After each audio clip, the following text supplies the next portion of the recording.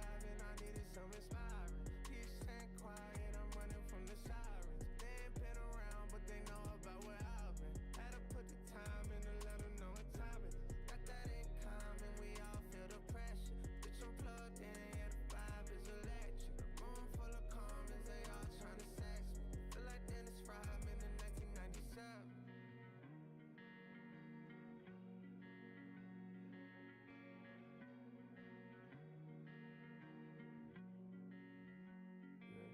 You ready?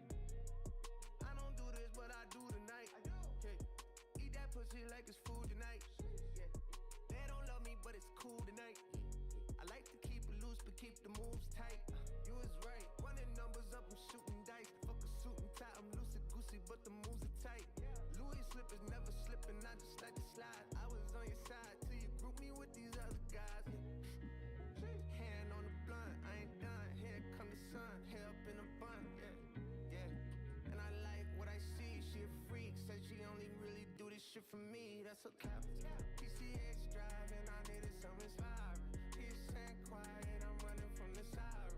They ain't been around, but they know about where I've been. Had to put the time in to let them know what time it is. Got that in common, we all feel the pressure. Bitch, I'm plugged in, yeah, the vibe is electric. Room full of comments, they all trying to sex me. Feel like Dennis Rodman in 1990. It's all good blood, all good blood, all good blood. I spilled all good blood. It's all good blood. It's all good blood, all good blood, all good blood, all good blood. I spilled all good blood. It's all good blood. And it's all good blood, all good blood, all good blood. I spilled all good blood. It's all good blood.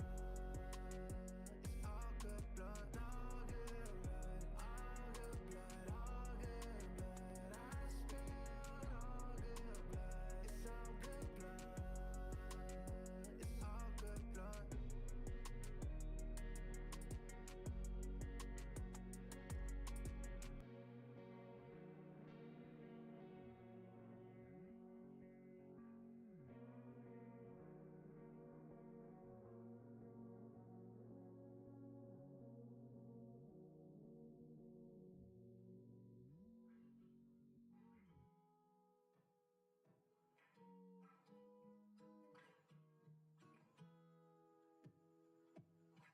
I be changing up the crib every quarter.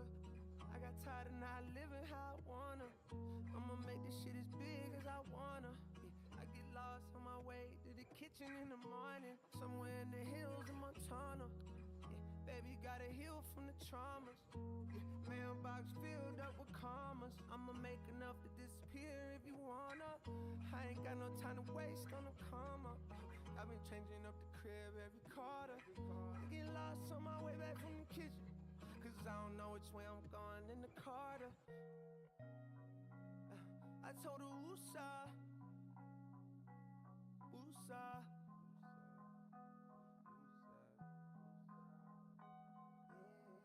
Utah, jazzed off a few shots and woosah.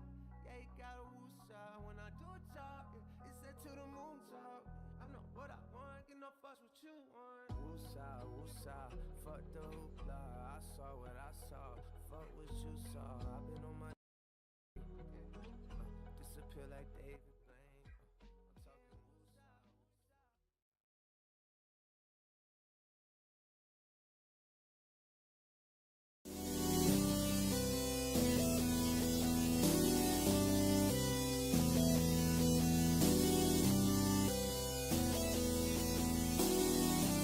Hey, pipe up, Hood Rich. Doing something different, I had to switch it up. Turned up in my section, every night we live it up. All my haters mad, but I don't give a fuck. All my haters mad, but I don't give a fuck. Doing something different, I had to switch it up. Turned up in my section, every night we live it up. All my haters mad, but I don't give a fuck. All my haters mad, but I don't give a fuck. Taysom Hill picks up the Saints first down, still going. Wow.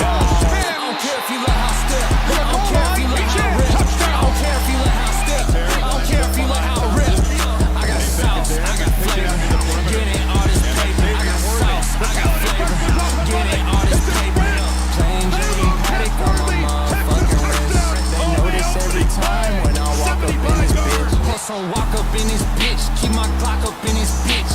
walk up in this bitch, keep my clock up in this bitch. My chopper hit, my chopper hit. Martinez steps up. My 40 hit. I don't care if you look how square. I don't care if you look how rip. I don't care if you look how stiff. I don't care if you look how rip. Give me that old Doing something different, man, I had to switch it up. Turned up in my section, every night we live it up.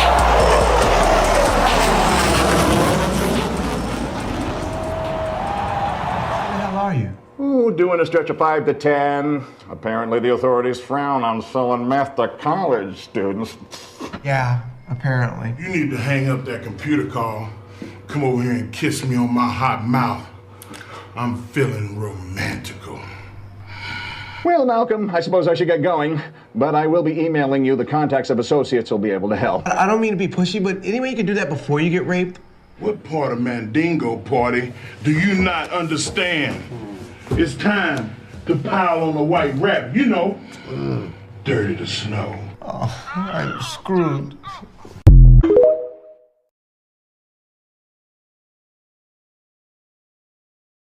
Dave Portnoy and Michigan Wolverine fan base.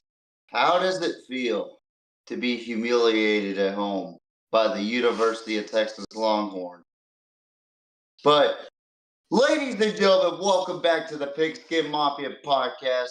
I am your host, TJ Riddell, and I am in this hot starter hoodie for a reason. We whipped that ass! Like I said we would.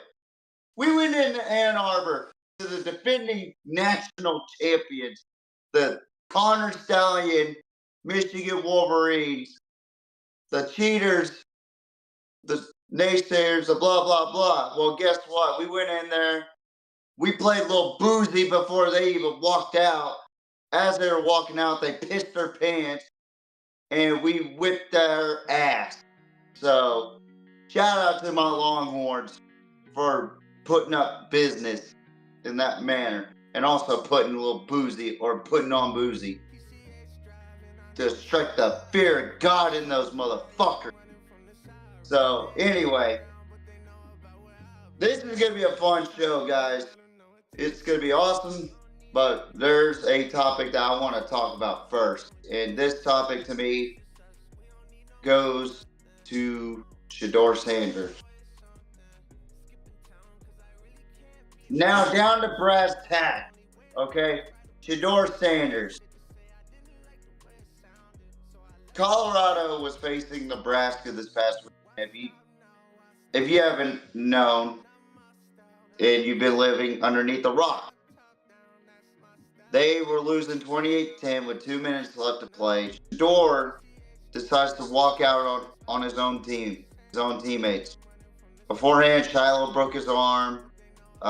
Prayers up to Shiloh Sanders for that horrific injury. But Shedeur walked out on his own teammates within 2 minutes of the game left. And in the press conference, did the most disrespectful thing you could do to your teammates. Throwing your offensive line underneath the bus, throwing your offensive coordinator underneath the bus, and throwing your defensive or your running backs underneath the bus.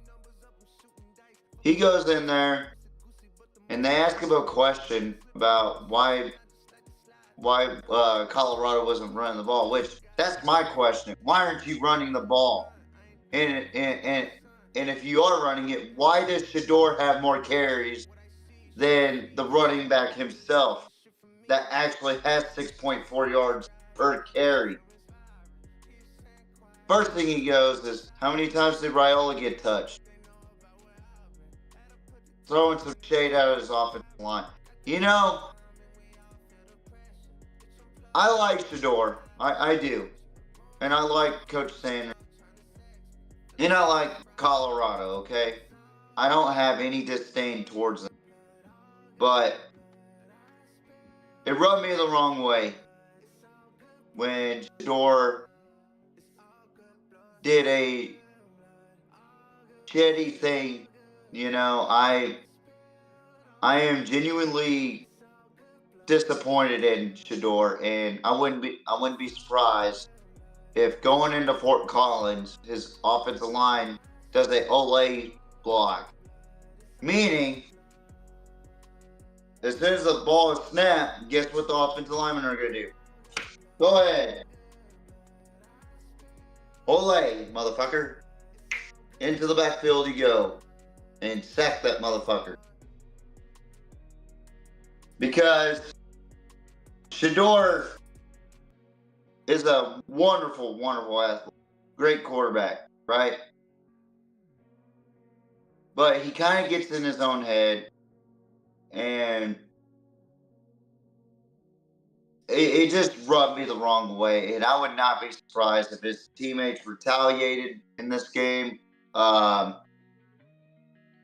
would not be surprised if the coaches retaliated towards Coach Prime, you know. For those that call Coach Sanders Coach Prime, I call him Coach Sanders. I was just deeply disappointed in that. It just showed a lack of leadership and disrespect to your teammates. So that's how I feel about it. You can take it as you will. Before we move on, J-Mo, you got anything to say about it?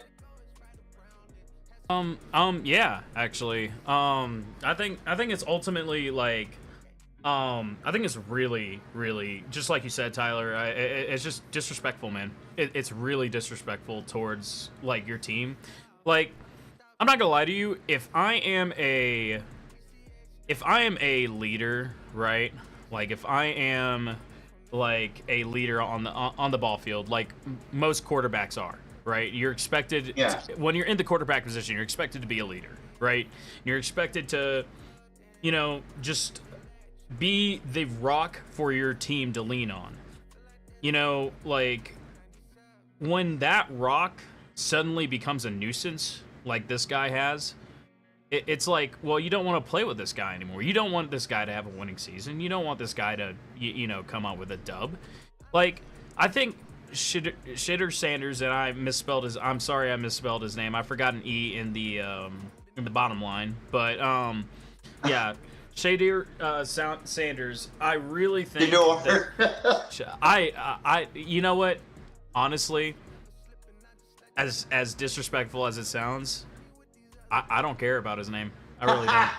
He's so irrelevant that it's unreal. It's like, dude, how the fuck are you gonna sit here with a fucking attitude towards your offensive lineman? The guys, enlighten me on what he said, please, because I'm about to light this dude up. Like, after he said how many times did Rayola got hit twice, he's kind of describing the run game and whatnot, and then he goes, if I go down swinging, I'd much rather go down swinging throwing the ball. I got the best punch, basically, is what he said. And I laughed at that part because I said, no, you don't. There's no way you got the best punch in college football as a quarterback. Well, to me, okay, I said this in a previous video about, and I know this has nothing to do with football, what I'm about to say, but I said this in a previous video about a certain CEO from Bungie. I said this about, now I can have face cam. Let's go. I said this about a certain CEO of Bungie, Pete Parsons. It's like, you know, there's a quote that we've all heard in this movie, if you've seen A Bug's Life. Hopper goes up to the Insect Queen and says, first rule of leadership, everything's your fault. It is. It is. The first rule of leadership is everything is your fault. Like, for example, I'll give... I know I don't really want to talk about Kentucky. I really don't, because, oh my god, that game was fucking horrible. But let me tell you something. At least Brock, he took ownership. He was like, yeah, I fucked up. I fucking screwed up. You know, it's nobody's fault but my own. You know, and to me, I was like, you know what? At least I respect you for that. At least I respect you for that. You screwed up, and you're taking the hit for it. Honestly, I can't argue with that. It's like, hey, man, you took ownership for it. And you're gonna improve. That's all we want. That's all we care about. That's all we care about. So I think if you're gonna call yourself a good leader, I think it's important that you first check yourself. Like, I think it's important that you first check your own attitude coming in the door. That's something we learned in the Navy, was that, you know, our attitudes are everything. You know what I mean? Your attitude about a certain situation is everything. If you decide to give it nothing, you're going to get nothing in return. But if you decide to give it everything and put everything into it, you're going to get something out of return for it. And I really think that that's what Shitter needs. I don't care. I don't care about his name. I'm sorry. I'm never going to say that right. I'm never going to fucking say that right. I'm never going to fucking say that right. It's so... He's such a fucking moron, dude. I don't care. I don't care. He's so bad, bro. Like, he's... Oh, man. Dude. Jesus. You know what? You know what? Here's my thing, though, TJ. Here's my thing. Are you ready for this? We're going to forget his name here in, like, 3 years. Oh. You don't think he'll be a big name in the rap game? No. No. He's already popular in Nebraska. I don't know if you saw the locker room. I think I showed you the TikTok of everybody in the locker room dances to Shador's Perfect Timing song, which... Nah, man. Nah. You didn't show... You did. You sent me that over the weekend. Yeah, you did. And what did I say, J-Mo? The ultimate disrespect. Yeah. With the laughing emoji, because... Yes, it's a rivalry game. Yes, it's Sanders, but to dance to your rival quarterback's song called Perfect Timing, that is the ultimate disrespect. Like, I would not be surprised if Colorado fans were fucking mad about that. Like, I would be mad about that. Like, bro, if I were his coach, let me tell you something, man. In all realness, if I were his coach, I would tell him, like, listen, you're not playing next week. I don't care. That's what Dion needs to do. Yeah. Like, here's the problem, you know. Everybody wants to put blame on Pat Schumer, the offensive coordinator. The O-line coach, Lonehold, you know. It's not their fault. It's not their fault. They're running a predictable scheme. They're running zone run. They need to stop running 10 personnel all the time. They need to start running 11, 12, 31. You know, they need to run with tight ends. Like, I cannot grasp how many times I watch Colorado and what do I see? It's nothing but air raid offense. Yeah. At least Mike Leach used tight end for his air raid offense. Him and Hal Mummy came up with the air raid offense. They incorporated tight ends in there on the line to help your quarterback out, to help with the block game, your gap schemes, all that. But it is the most kindergarten 7-on-7 offense that you could ever see at Colorado. Like, if you haven't checked, go to Coach JV's show right now. So their studio is nice, by the way, JMO. Yeah. Shout out to Bailey. Shout out to Big Smitty, and certainly Coach JV on that. That is a beautiful studio, man. Like, they got the Rode mics together, they got a table, and they got seats.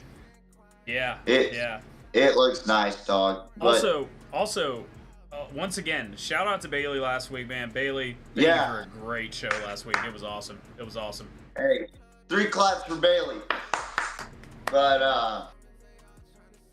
I just gotta say, the way, oh my god, I got like white crap on my shirt. Yeah, but anyway, you've been having that. That's all right. Yeah, it's all right. It's from that starter jacket. Yeah. That thing has been worn since the '90s, dog. But it's like me. It's been wanting to get out so long. Been in the closet so no, I'm kidding.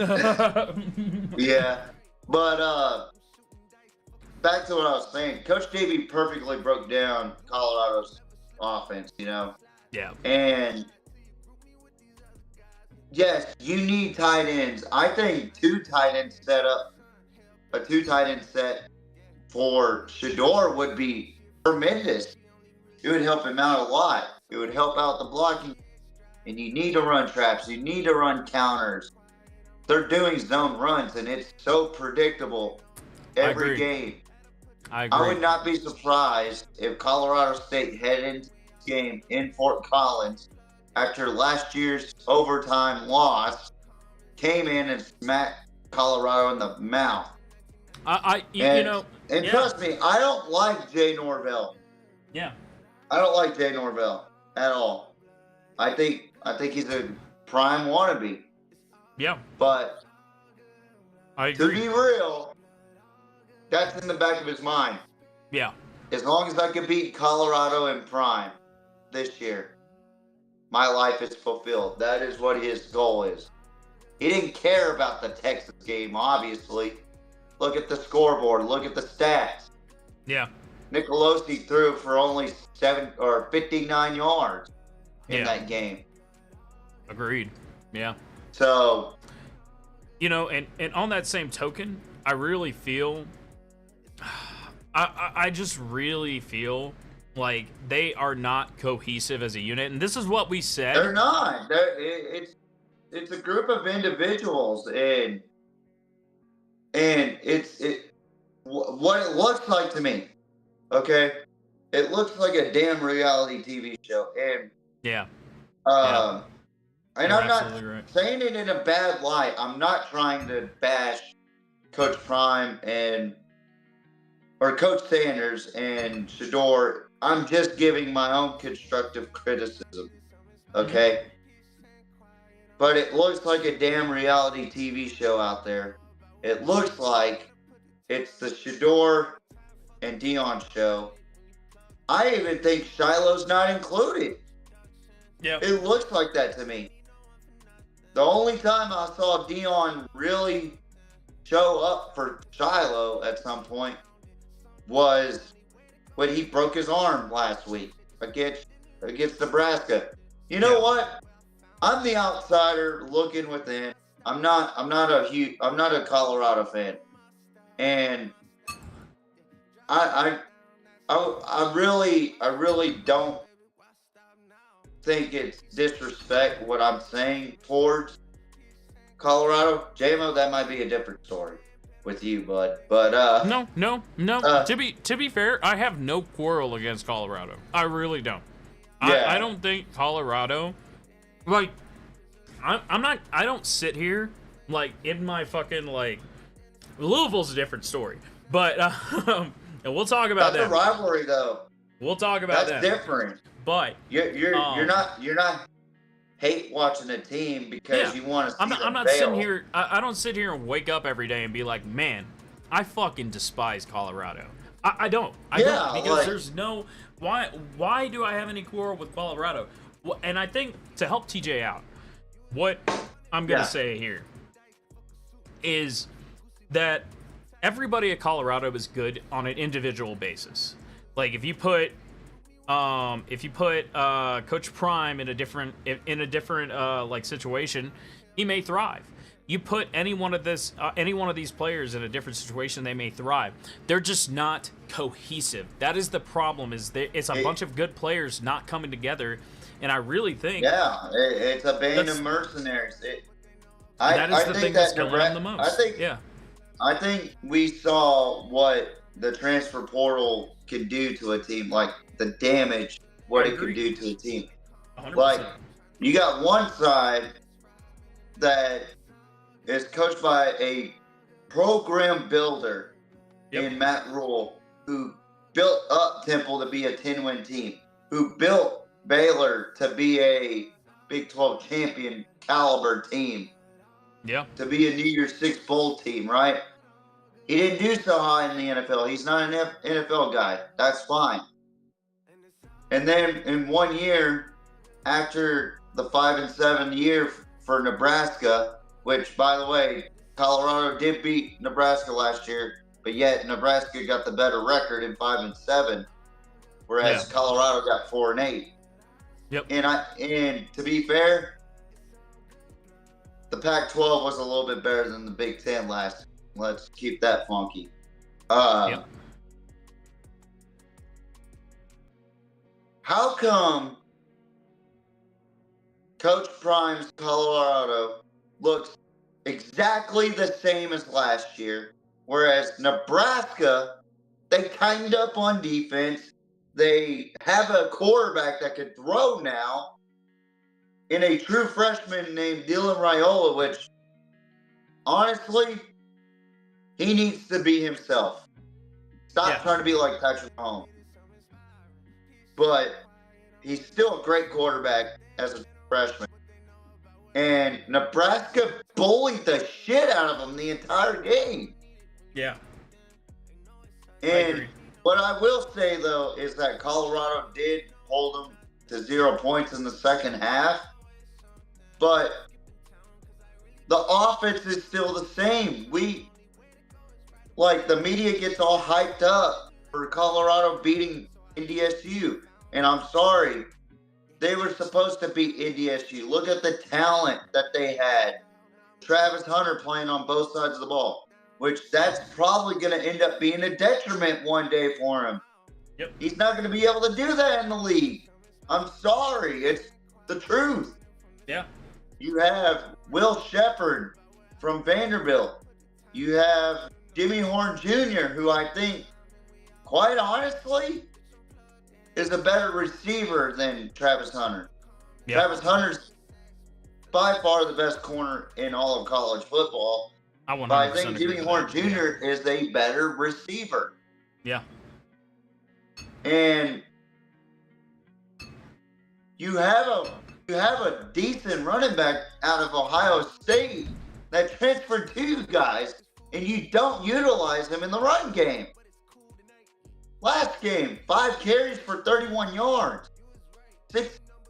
Almost 6.5 average.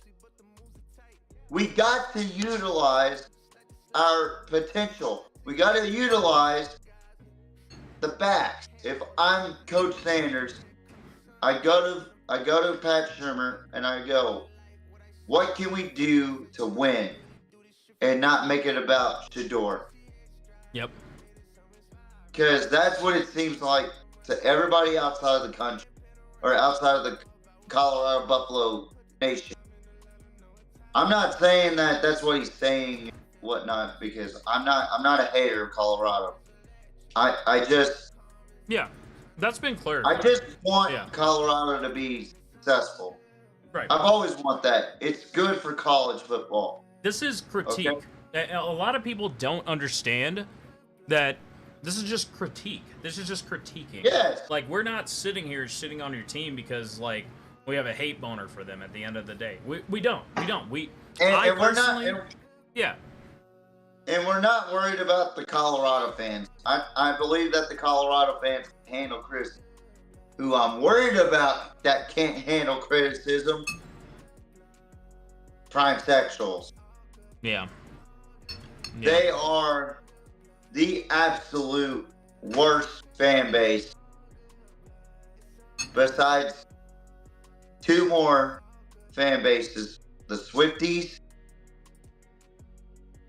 and Texas A&M fans. Uh-oh. Prime sexuals will jump on you and personally attack you for who you are and DM you. And okay, I know this because I dealt with it personally. Some jackass jumped on my DMs and tried to say that he was going to drive down to where I live and try to fight me. I told him, do it. Yeah. And never did. So there are a bunch of, you know what, I ain't going to even say the word. They're just cowards. They really are. Yeah. They're not even true fans of Colorado. They're just wannabe prime sexuals. That's what they are. Yeah, agreed. They get their dick hard whenever Coach Prime talks. Yep. You know? And they attacked Big Mac. They attacked an alum for giving criticism to Colorado. Yeah, This happened in the offseason. Like, if you want Colorado to be good, if you're a true Colorado fan, then you should listen to Big Matt because he knows what he's talking about. You absolutely should be listening to criticism. I agree, 100%. Listen to Matt McChesney. He is an alum. He supports the Sanders family. He has Bucky on every Tuesday, I believe, on his show 0 to 60 every week to talk about the game. And you want to criticize him because he's critiquing your team or critiquing Sanders? Let's keep it real. He's critiquing Sanders. Is that right? Yeah. Yeah. Absolutely ridiculous. But let's go ahead and move on, JMO. We ran off with that one. Let's go ahead and talk about some week 2 recap of college football.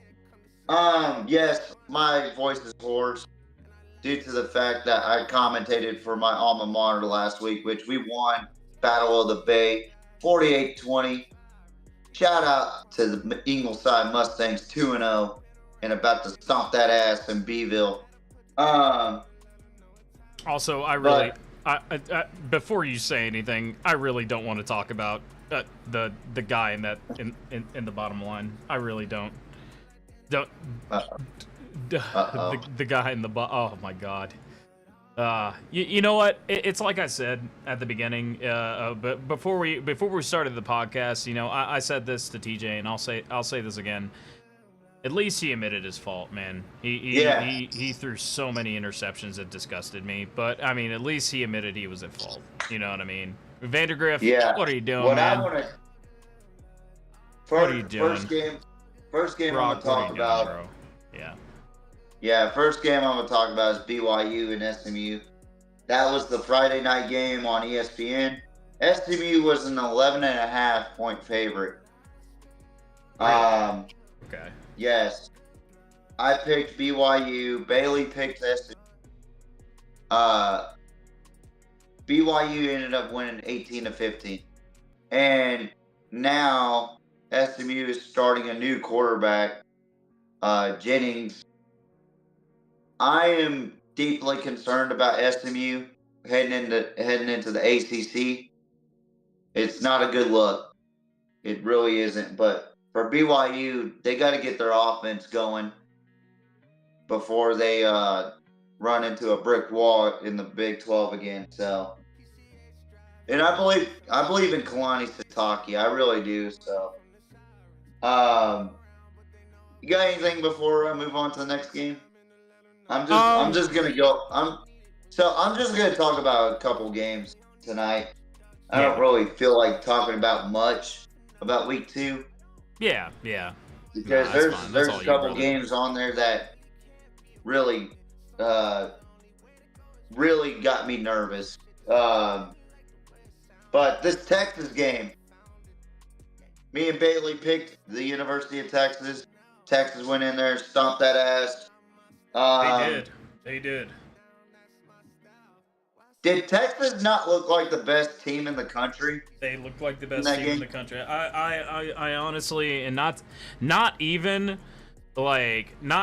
being like, you know, like the Texas fans that you've made me to be, I guess. You know, like not even that. They look like they're gonna give Georgia a run for their money. They look like the only team that has the ability to do so right now. Because honestly, this week 2 of football kind of showed me that a lot of the teams that we thought were gonna be good are not, and we have a lot of top teams that are gonna be.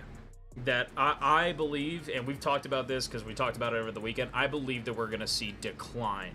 I think the top 10 is completely going to change. I think there's only 3 teams in the country that are going to remain in the top 3 consistently. So I think those top 3, the top 3, in fact, that we have right now, will be the top 3 throughout the season. Like, I really think... Do you see all 3 of them kind of intertwine each other? every AP poll and then college football playoff ranking. I kind of see that happening. The only two I see maybe switching around will be Georgia and Texas. I think Texas will take number one. That's fair. I think Texas will take number one. I just don't think Ohio State is. I don't know. Maybe Ohio State will get number one. Maybe I'm on Ohio State. They have the capability to. I certainly think that. So here's what I'm gonna say about Ohio State real quick. I don't think they're on that level of Georgia and Texas right now. One being that Georgia has the best defense in college football. Let's get that out of the way. Two, Texas might have the best offense in college football today. That is absolutely 100% a true statement. I don't think Georgia or not Georgia, Ohio State could compete with those two.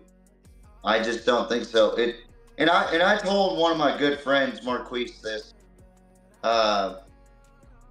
because I came out with my new rankings. I had Georgia 1 and I had Texas 2, and he knows how to rile me up on Twitter. You go on my Twitter. He is the absolute biggest troll. I love him for it. But he was like, I thought Texas was going to be number 1. Stand on business. And I was like, first of all, look at our messenger. I'm saving that for Georgia week. 2,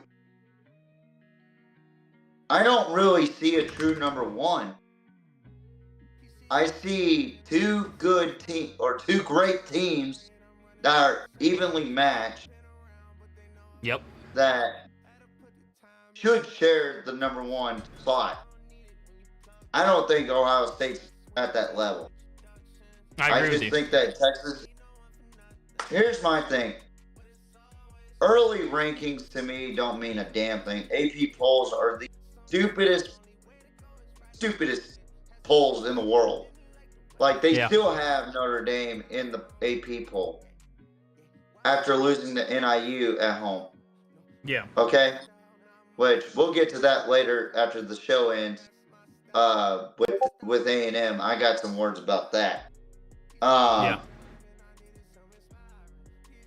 And they got Michigan all the way to 17, which is fine, but why is Penn State and Oregon in the top 10?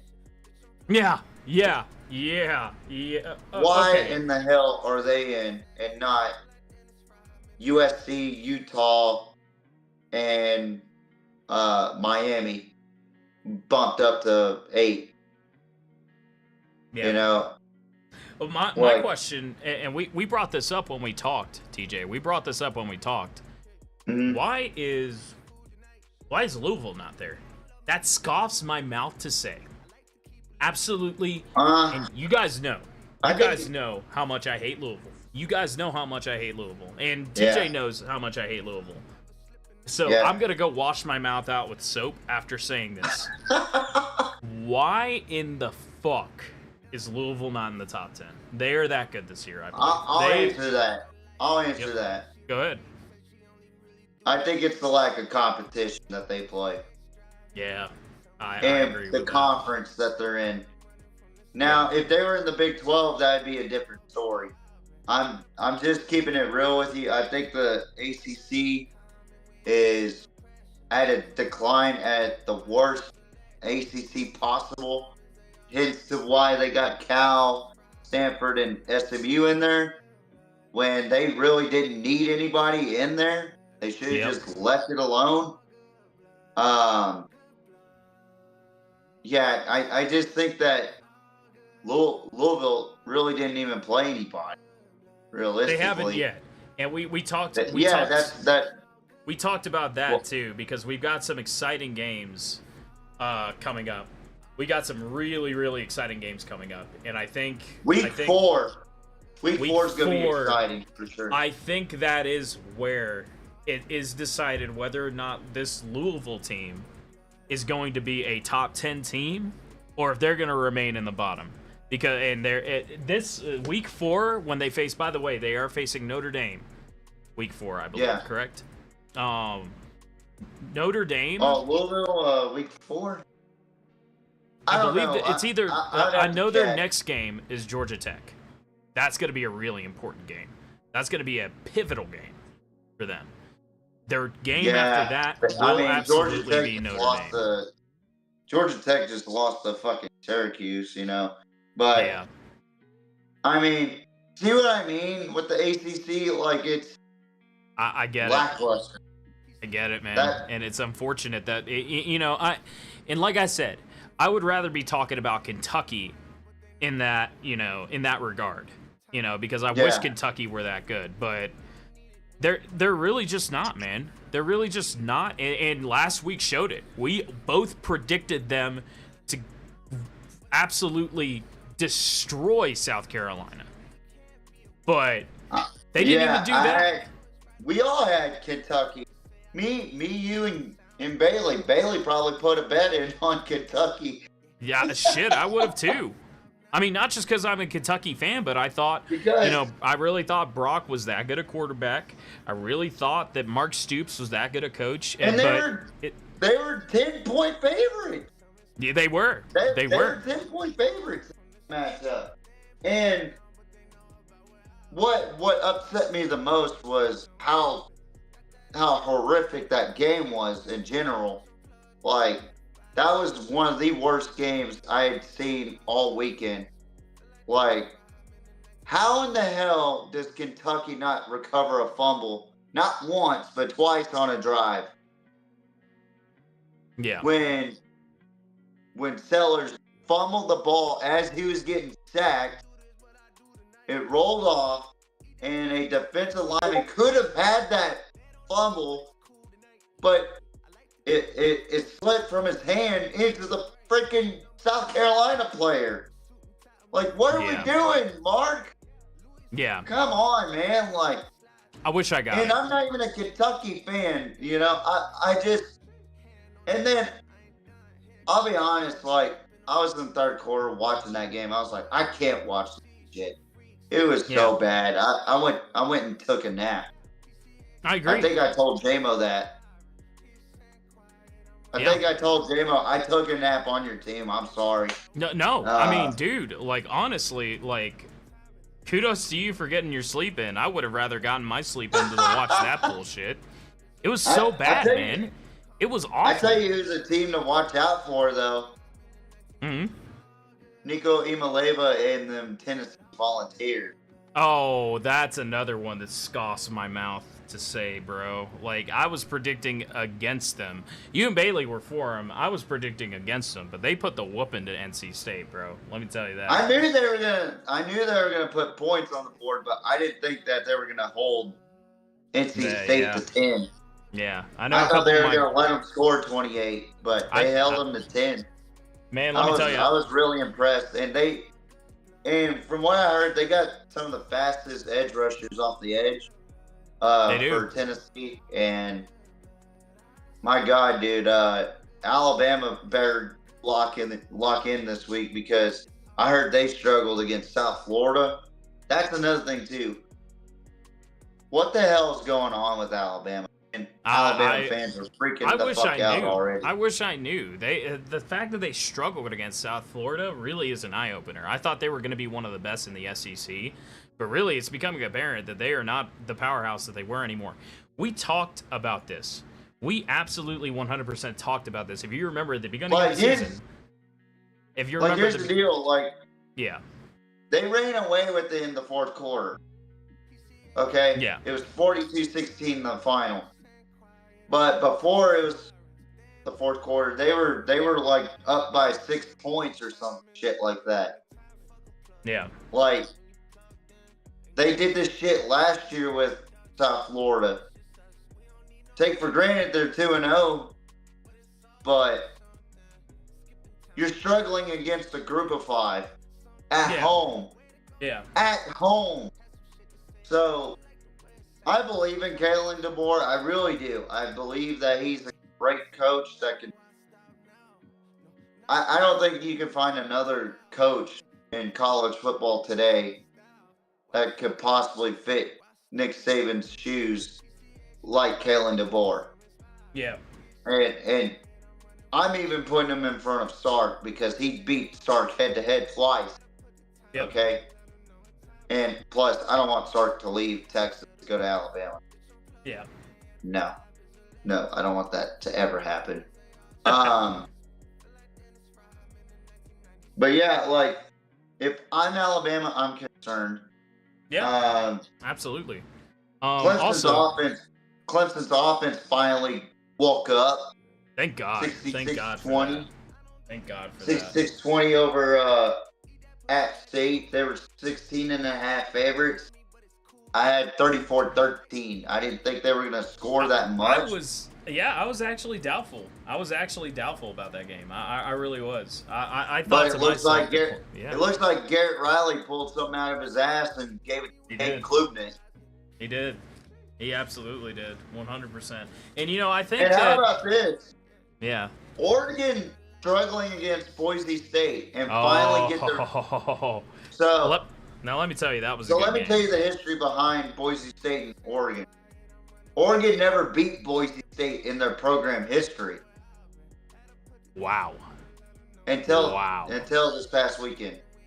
History was made, so man. Boise State has been Oregon's Achilles heel. So I do have to give kudos to Oregon for beating Boise State. And Boise State looks formidable this season. They do. Really quick, TJ, I gotta say, because I went to. TJ knows I was pissed about this.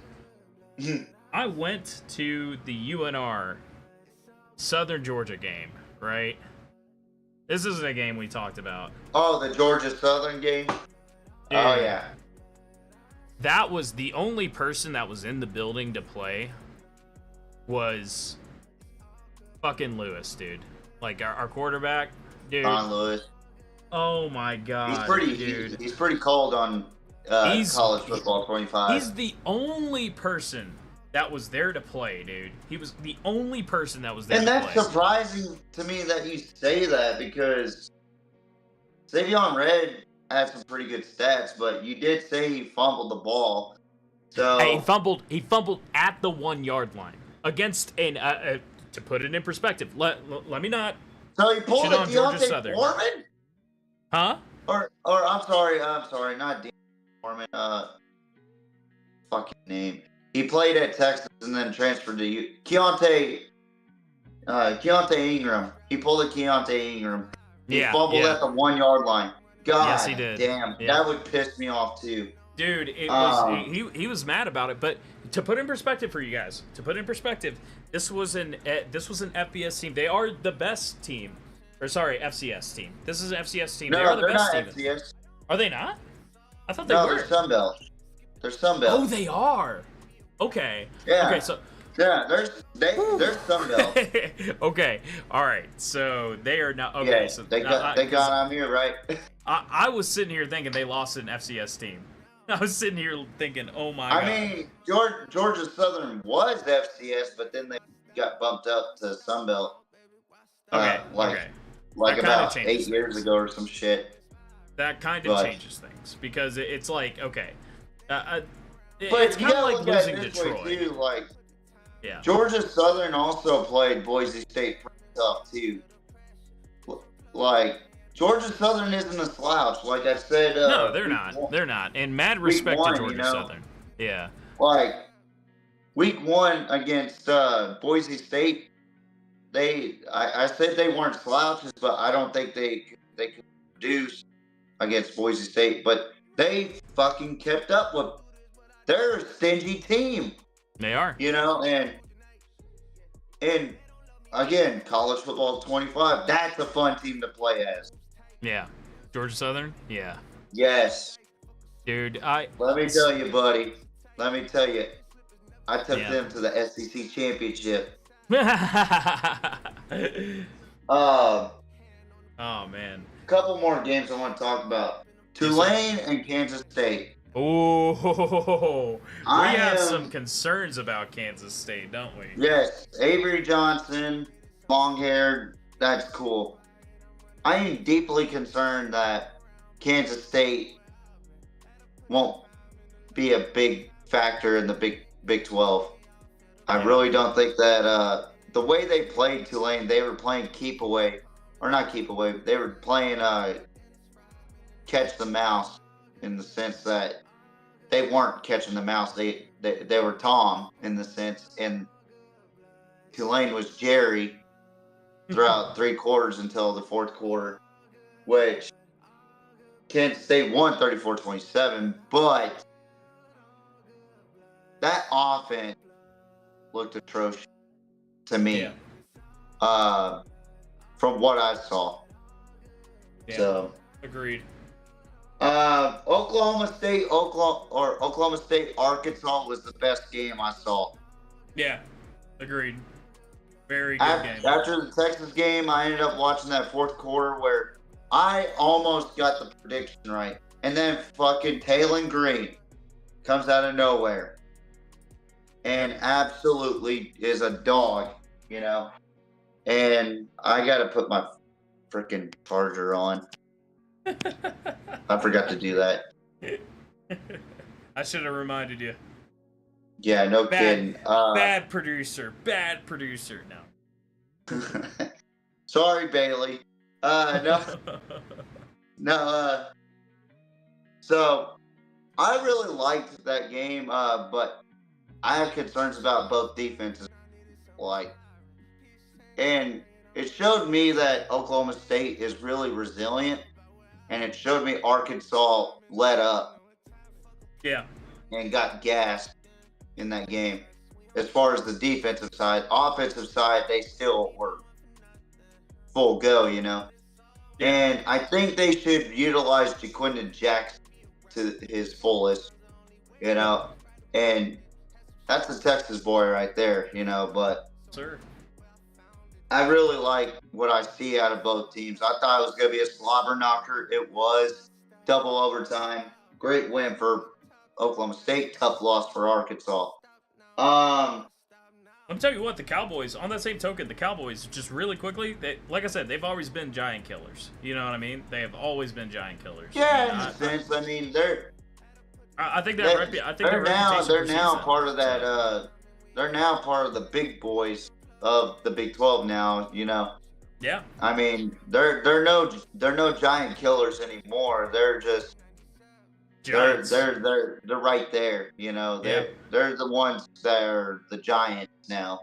Yeah. As far as the Big 12, they haven't won a national championship since 1945. So A&M,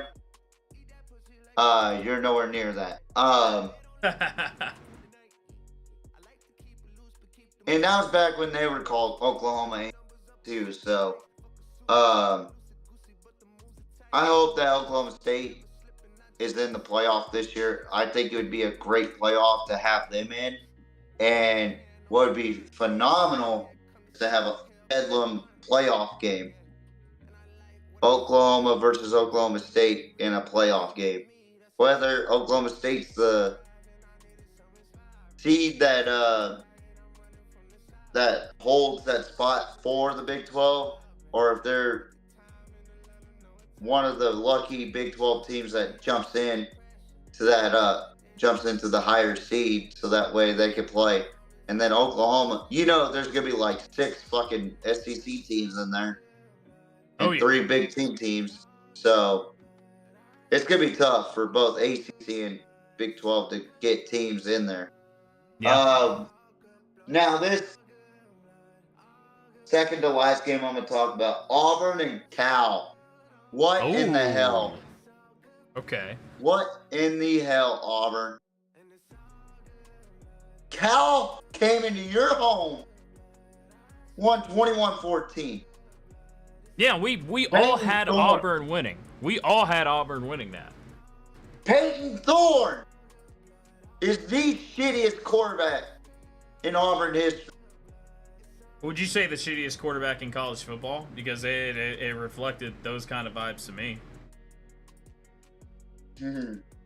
Close, but he's not wearing a gold helmet. He's not wearing a gold helmet. Losing to NIU. So and beat A&M somehow. Yeah. Very true. Very true. Which they won by the run game, by the way. Cal, great win. You're 2-0 for the first time since whenever. They might be a sleeper in the ACC. Nah. Could be. No. Hey, you never know, man. You never know. No, I'm kidding. Who are we kidding, man? Yeah. Like, I'm not going to talk about hopeful. Colorado. I'm not going to talk about Colorado, Nebraska. We already broke that down. One more game, and then we're moving on to the no huddle offense. Yes, sir. Segment. Arizona State and Mississippi State. Okay, I was impressed with Arizona State until the fourth quarter. Yeah. They were up 30-3 until the fourth quarter. And then Mississippi State came back, scored 20 points, and Arizona State held them. Great. Whoop-de-doo. Yep. You're about to face a team that really you should be paying attention to. You should be in film studying this team. I feel like they're going to write them off. I really feel like they're going to write them off. I think so, and then too. Arizona State's going to get their asses kicked. State. Yep. They're Texas State in a shitty little town called San Marcos. Yep. First of all, I love San Marcos. Okay? San Marcos to me is one of the bright spots of Texas. Okay? But anyway, I was not impressed with either team, really. In week 2, Arizona State let up the gas, or let off the pedal, and Mississippi State came back. I mean, Mississippi State was down by 27. Do we really think they're going to be a great football team in the SEC? JMO, like, let's keep it real. They're about to face against Texas, Ole Miss. I really don't. I really don't see them going. I'm sorry. I really don't. They look like booty cheeks out there. They were bad. Yeah. They looked bad. And I think this next game that they got coming up, I think it's going to be a huge wake-up call. I really do, because like I said, just like you said about Georgia Southern, Texas State is the same deal. They're no slouch. They will absolutely Arizona take State advantage of every better single inch you give them. Arizona State better lock in. That's all I'm saying. Yeah. But now we're going to jump into week 3, college football. Yes, sir. Yes, sir. And we're going to run our second iteration of the no huddle offense. Yes, sir. And I am excited. All right, TJ, just a reminder of the rules. The hurry up offense / the no huddle offense. All right, so we will both have 5 minutes put together to predict 11 games. So we brought it back. We brought it down to 11 from 12, right? Because of last week, it was a little bit too. Well, commotive. it was the lack of games that I was interested in. Let's keep it real. Yeah, no, you're right. But we will have 5 minutes. I would have put one more in there, but I was like, no, they should win that game. But I'll talk about that later.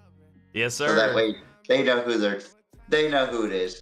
But so we will each have 5 minutes to collectively, and that's 5 minutes not for each of us. That is 5 minutes collectively to predict 11 games. That's about 27 seconds per game.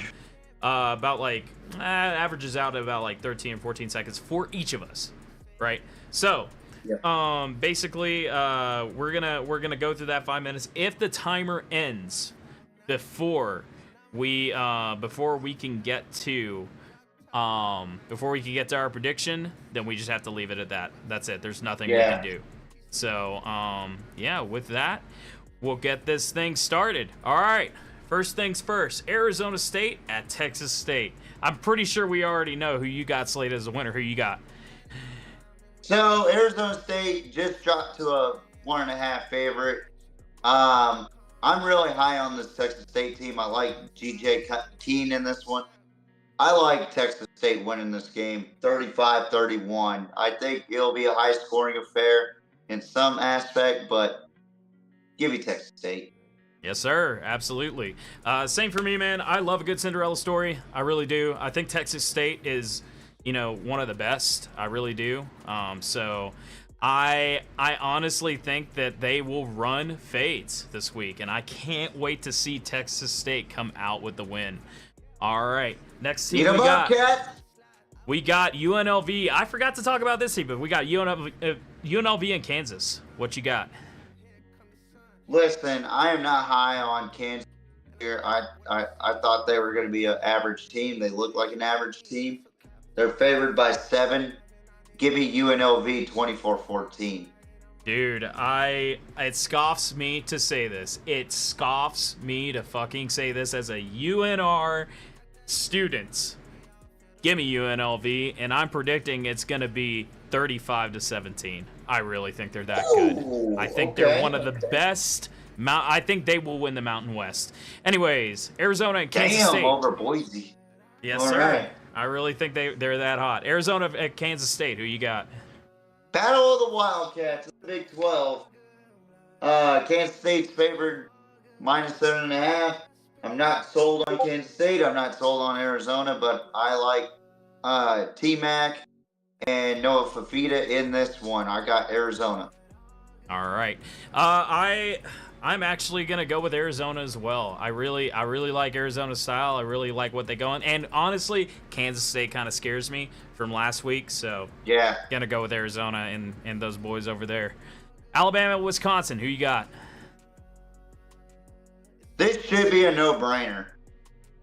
But I am deeply concerned about Alabama. But I am going with the Crimson Tide here. Yes, sir. I agree. Even though, last week was kind of scary, I really think the Crimson Tide still have it. I don't think Wisconsin's got a good team this year. Give me fucking Crimson Tide, at least for now. We'll stay tuned. Yeah, they're 16-point favorites to go into Madison too. Let's hope that everybody's right. Let's hope that this is another upset. LSU at South Carolina. Who you got? LSU 7-point favorites. I like the way Nussmeier's playing. South Carolina kind of looked wishy-washy to me. Give me LSU in this one. I like their offense. This is the first one we're going to have to come in a disagreement on. I think that South Carolina really gave a good effort against Kentucky. I think we saw some of their best play ever. They kept Brock down on defense, on the passing side of the ball. If they could do the same to LSU, they will come out on top. I believe South Carolina takes it. Boston College at Mizzou. Who you got? This one is our game of the week. It is our game of the week. Bill O'Brien versus Eli Drinkwitz. Missouri is actually a 17-point favorite, but I think it's going to be a much closer game. Give me Mizzou 28-23. All right. I am in agreement with you, TJ. I think it's going to be a much closer game. However, I really think that it's going to come down to really just honestly just good football. Give me Boston College. I think they play the better football here. I think it's going to be like whoever has the ball last type of situation. Yeah, I agree. It will come down to the wire. Oregon at Oregon State. This is a rivalry, by the way, folks. Very good rivalry at that. Civil War. Yes, sir. Now this has been dropped down from 20.5 to 14 to now 16-point favorite Oregon. I'm not sold on Oregon State at all. I'm going with Oregon 28-17. I think Oregon's struggling still though, but they'll bounce back. I like this Oregon offense. I really like their speed. I don't think they have what it takes to be at the top, but I definitely think they have what it takes to beat Oregon State. Tulane at Oklahoma. Who you got? Oklahoma opens up as a 13.5-point favorite. Oklahoma does scare me. Tulane is gritty, but I'm going with the Sooners on this one, 24-21. I'm gonna have to disagree. I like what I see out of Tulane. I really think they're the favorites for me. They played some good football last week. Washington State of Washington. Who you got? The Apple Cup. 11 seconds. Washington is 4.5-point favorites. Give me Wazoo. 21-17. I gotta say I like the Huskies, and I'm gonna have to leave it at that because we're out of time. Dang it, man. All right, so now we gotta say our picks, and we cannot give reasons. So whatever flack we catch for this next week, it's gonna be the flack we catch. Now I got a question, JMO. Yep. Can we still save the spread before? Yeah, you can still say the spread. Okay. You can still say the spread. I got all the spread in order. All right. Indiana at UCLA. No reasoning. So just Indiana spread. Yep. Indiana is a 2.5 favorite heading into Los Angeles. I'm going with Indiana. 35-16. Indiana, 35-28. TCU at UCF. Or you at UCF at TCU. Yep, this is the last one. We almost got through it. Yeah, we were close, too. We were. All right, so this game is in Fort Worth, and TCU is the favorite by 2 points. Give me UCF 45-35. Catch a lot of flack for this. Give me UCF. Give me UCF 35-28. All right. So, and that is our no huddle. That is our no huddle / hurry up offense, ladies and gentlemen. Yeah, we were close. We were close. We were very close. We were very, very close, man. I gotta say, like, we sped through that. I should have given you a 1 minute warning. That's my bad, but no, that's fine. That's fine. We'll do that next week. Yes, sir. And next week we're gonna do both college and NFL. And this NFL. week it's just Yes, college. Sir. Yes, sir. Yep. So we're here to recap the week 1 of NFL. Oh boy. Honestly. Oh boy. One of the worst, or if not the worst, opening NFL seasons, or opening to an NFL season that I had ever seen in my entire life. Quarterback play was atrocious. 17 quarterbacks threw under 200 yards. Agreed. Yeah. Pretty bad week. And the defenses don't know how to tackle. I see guardian caps everywhere, but they're not contacting anybody. Like, what are we doing, NFL? It is like one of the worst things I had ever seen in my entire life. The worst product. It's almost to the point where I don't want to watch the product anymore. It's that bad. Okay? Like, there's a lot of games that me, JMO, and Bailey picked that I didn't watch. Okay? I didn't watch the Ravens and Chiefs. I didn't watch the Packers and Eagles game. I didn't watch the 49ers and Jets game. Okay? I'm just going to tell you all right now, this product of NFL is so watered down and so disgusting to watch.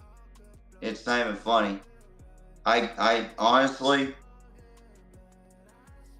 I can't watch mediocrity. And I love football. I just cannot watch mediocrity like that. But a couple games kind of rolled through. The Kansas City Chiefs look like the best team in football right now. Is that people are gonna, you're gonna be on Twitter and people are gonna be saying, is that really a surprise? What do you have to say to that? I mean, it's not a surprise. I mean, to the casual fan that don't understand what I'm saying, Yep. Kansas City looks damn good, especially on the offensive side.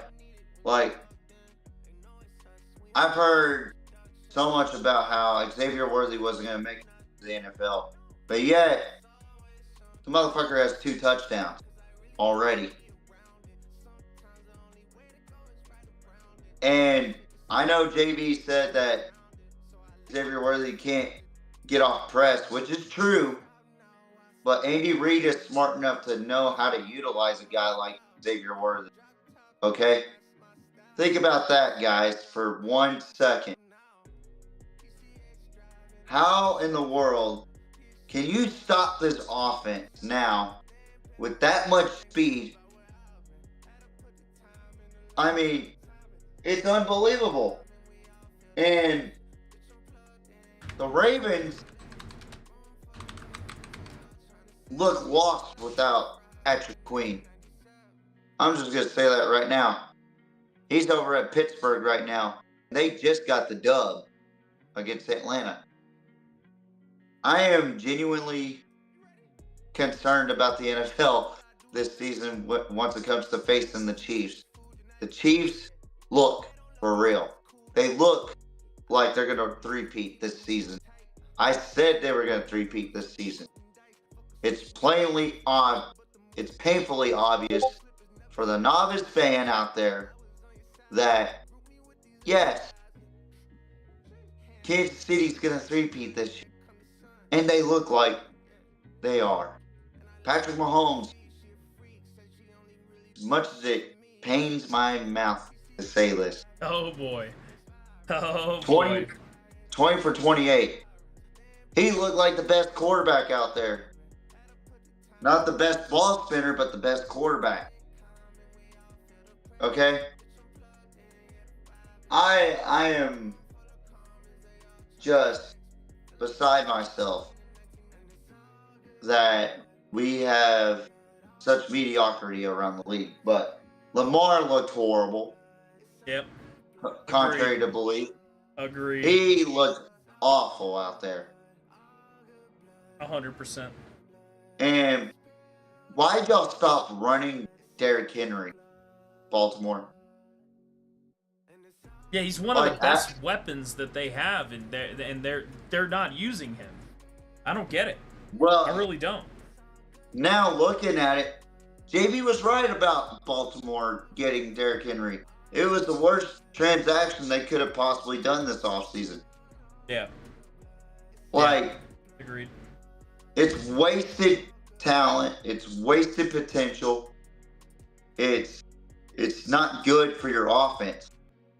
Adding Derrick Henry doesn't beef up your offense when you're not utilizing him. You don't utilize him very much, but you're utilizing Lamar to his maximum. I don't get it. Why not balance the two out, like oil and water? Balance the offense out. Okay? Then we get to Green Bay and Philadelphia. Jordan Love looked awful, except for that 70-yard bomb, and he did get hurt.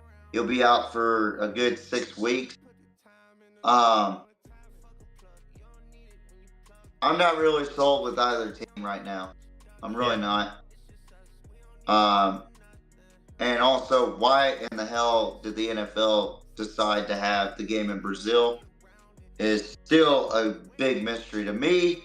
It is a horrible marketing ploy. The field looked shitty. There was trash everywhere. The lines were squiggly.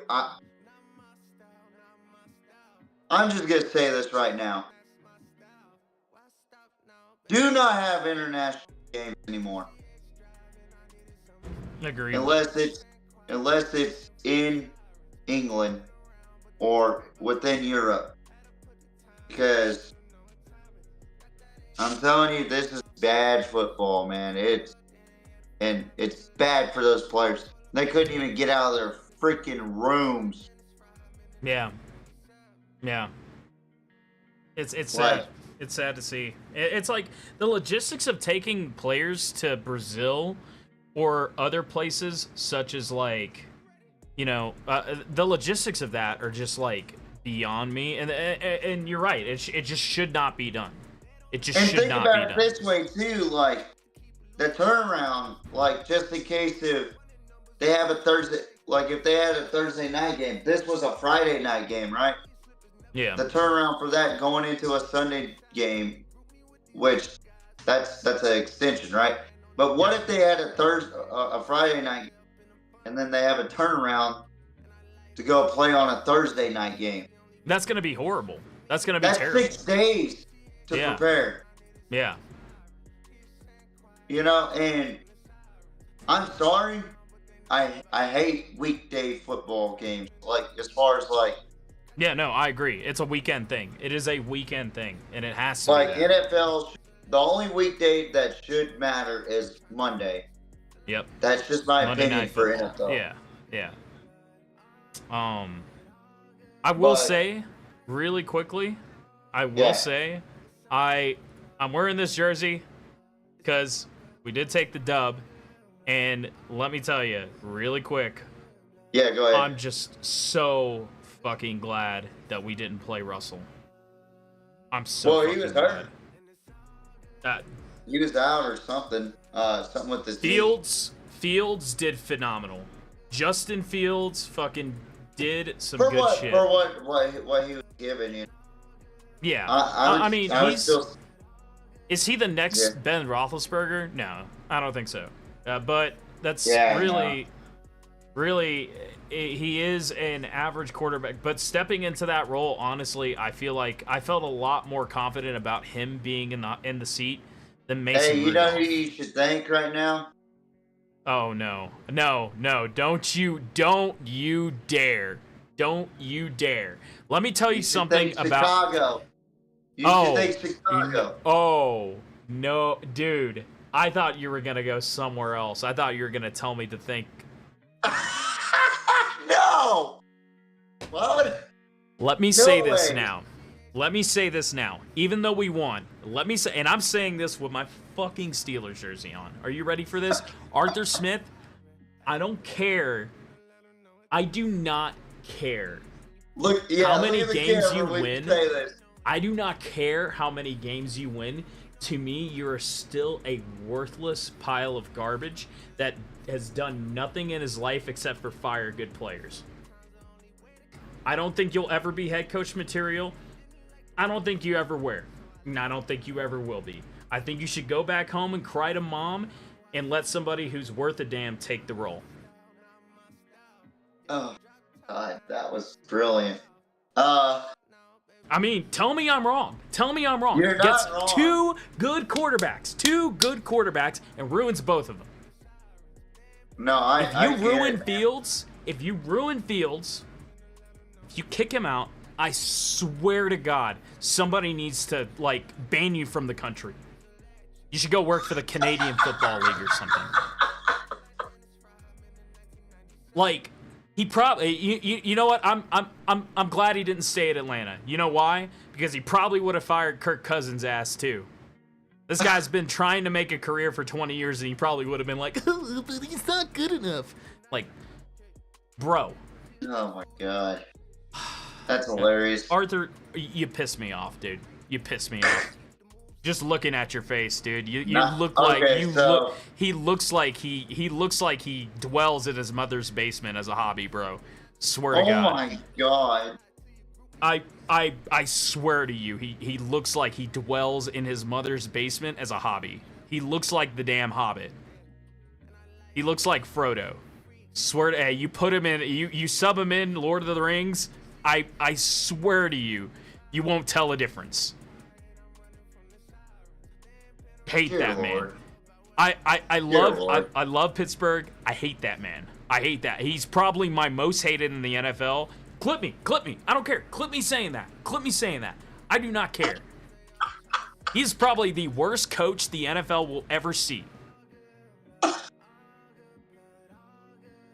He's horrible. He's terrible. He does not have any place anywhere in any coaching role whatsoever. He should be getting water for the players, honestly. Whoever made him the Atlanta Falcons head coach needs to Arthur check Blank.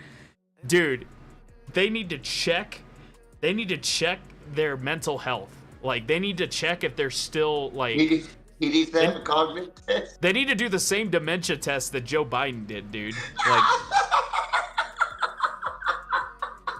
Dude. Like, are you serious? You're gonna let this man take the helm and fire every single... Oh no, I think our fourth string will be a good pick. Like... What?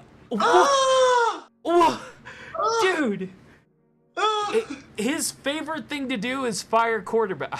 I've got a move that they'll never suspect. Like a nerd emoji right here, dude. Like, I've got a move they'll never suspect. I'm gonna fire all my quarterbacks. Like... Dear God. He's gonna fire the damn punter. Dude, he's gonna fire the damn punter too. He's gonna fire the damn punter. He's just giving great criticism to Arthur's. Oh no. I was giving criticism to Colorado. I actually hate Arthur Smith. No. He was giving good constructive criticism towards Arthur Smith, who looks like the Lorax.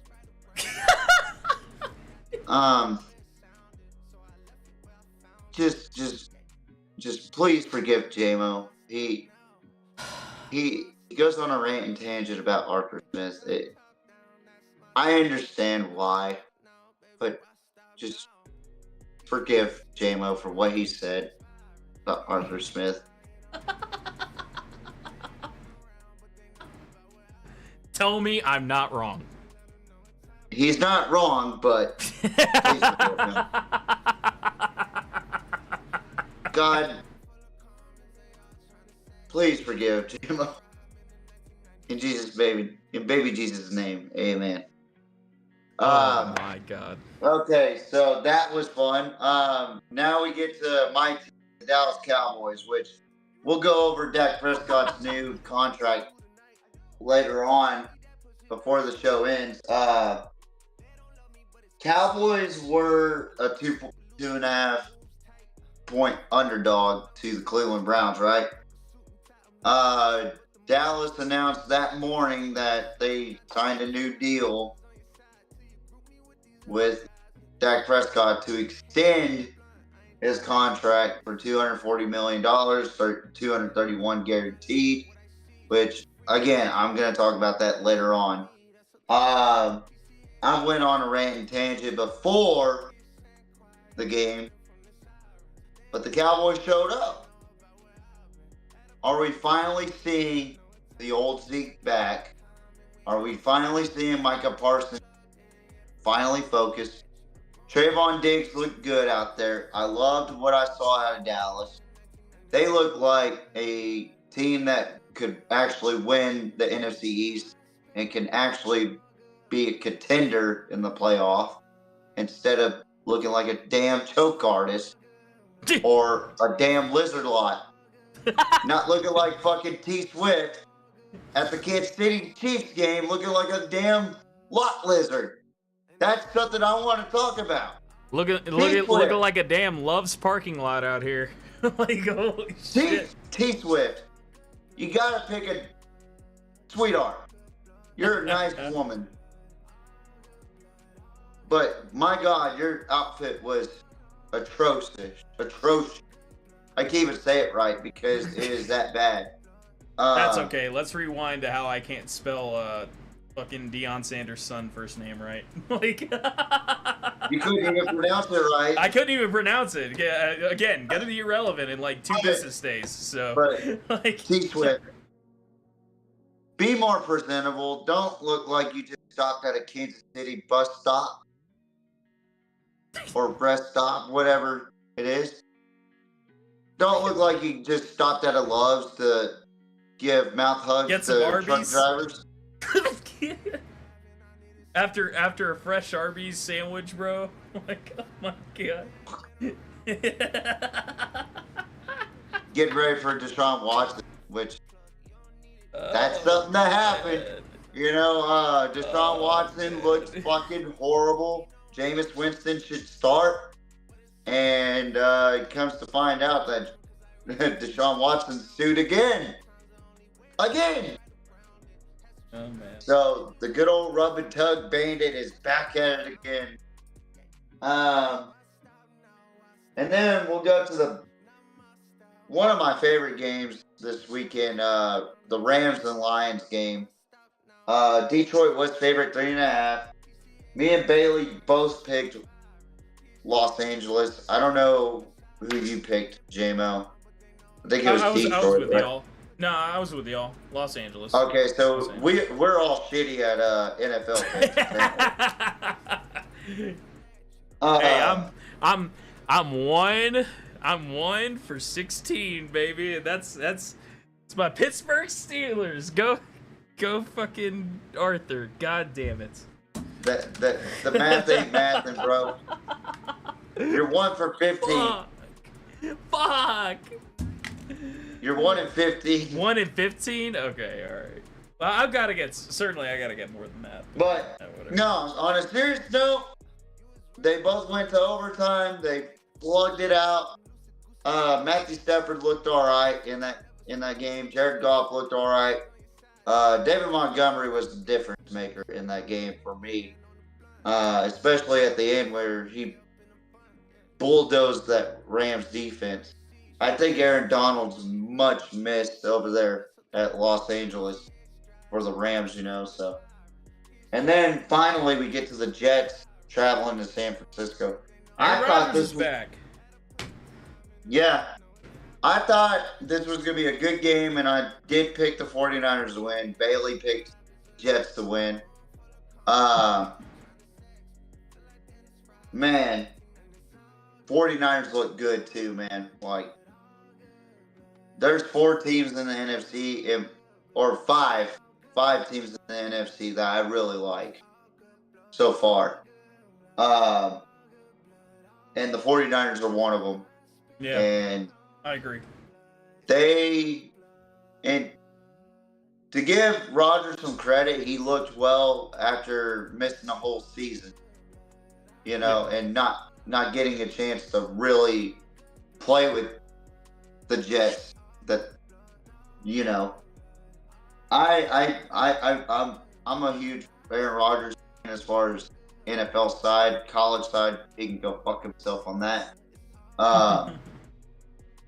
I felt bad for Aaron Rodgers because it was his first game back since last year when he only played 4 plays, and got hurt. But yeah, the 49ers look fucking dominant. You know, if I can't say, I really think that Brock Purdy is very slept on. He's one of the best quarterbacks in the league, I think. He looked good out there. He looked really good. He silenced a lot of doubters, including me. I was one of the people that thought he wouldn't amount to shit, but let me tell you something. Brock Purdy's doing pretty good. Yeah, and I said it from the get-go. Like, I watched him at Iowa State. I've seen his game, bro. Like, he has some shitty moments, but he's a damn good quarterback. Like, yeah. That's really one thing I will say about him. He is a damn good quarterback. Is he the best? Absolutely not. No. I think C.J. Stroud is. I think C.J. Stroud's the best ball spinner right now. Yeah. As far as the younger talent, Matthew Stafford is the overall best ball spinner. But Brock Purdy does an excellent job of what he's given, you know. Yeah. Now, this is the year that San Francisco has to win a Super Bowl. Absolutely. I couldn't agree more. This is a last stand for San Francisco.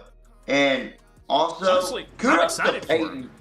Oh, yeah, absolutely. Kudos to Peyton. To Peyton Manning for calling out Brandon Ayuk, to not showing up to practice during contract negotiations. And I was like, we need more of that shit. Hell yeah. So, Yeah, yeah, I me and agree with Bailey didn't do a good job this past week. That's fine. That's fine. We all suck at NFL predictions. We'll stick to college. We'll just try with the NFL, but we'll stick to college. You know, I'm a Steelers fan. I'm used to losing. No, I'm kidding. God. Y'all don't lose, though. That's the thing. Y'all We do have lose 6 Super playoff Bowls. games. We do have 6 Super Bowls. So. Yeah. Y'all are tied with the most with the fucking Patriots. But anyway. I'm used to losing recently. There we go. Ever since Ben left. Bias. Don't ever talk to me about losing. We've only won 3 fucking playoff games since I was born, so that's losing. Yeah. Now we're gonna move on to week 2 of the NFL season. Yes, sir. First game we're gonna talk about is a Thursday night game, September 12th.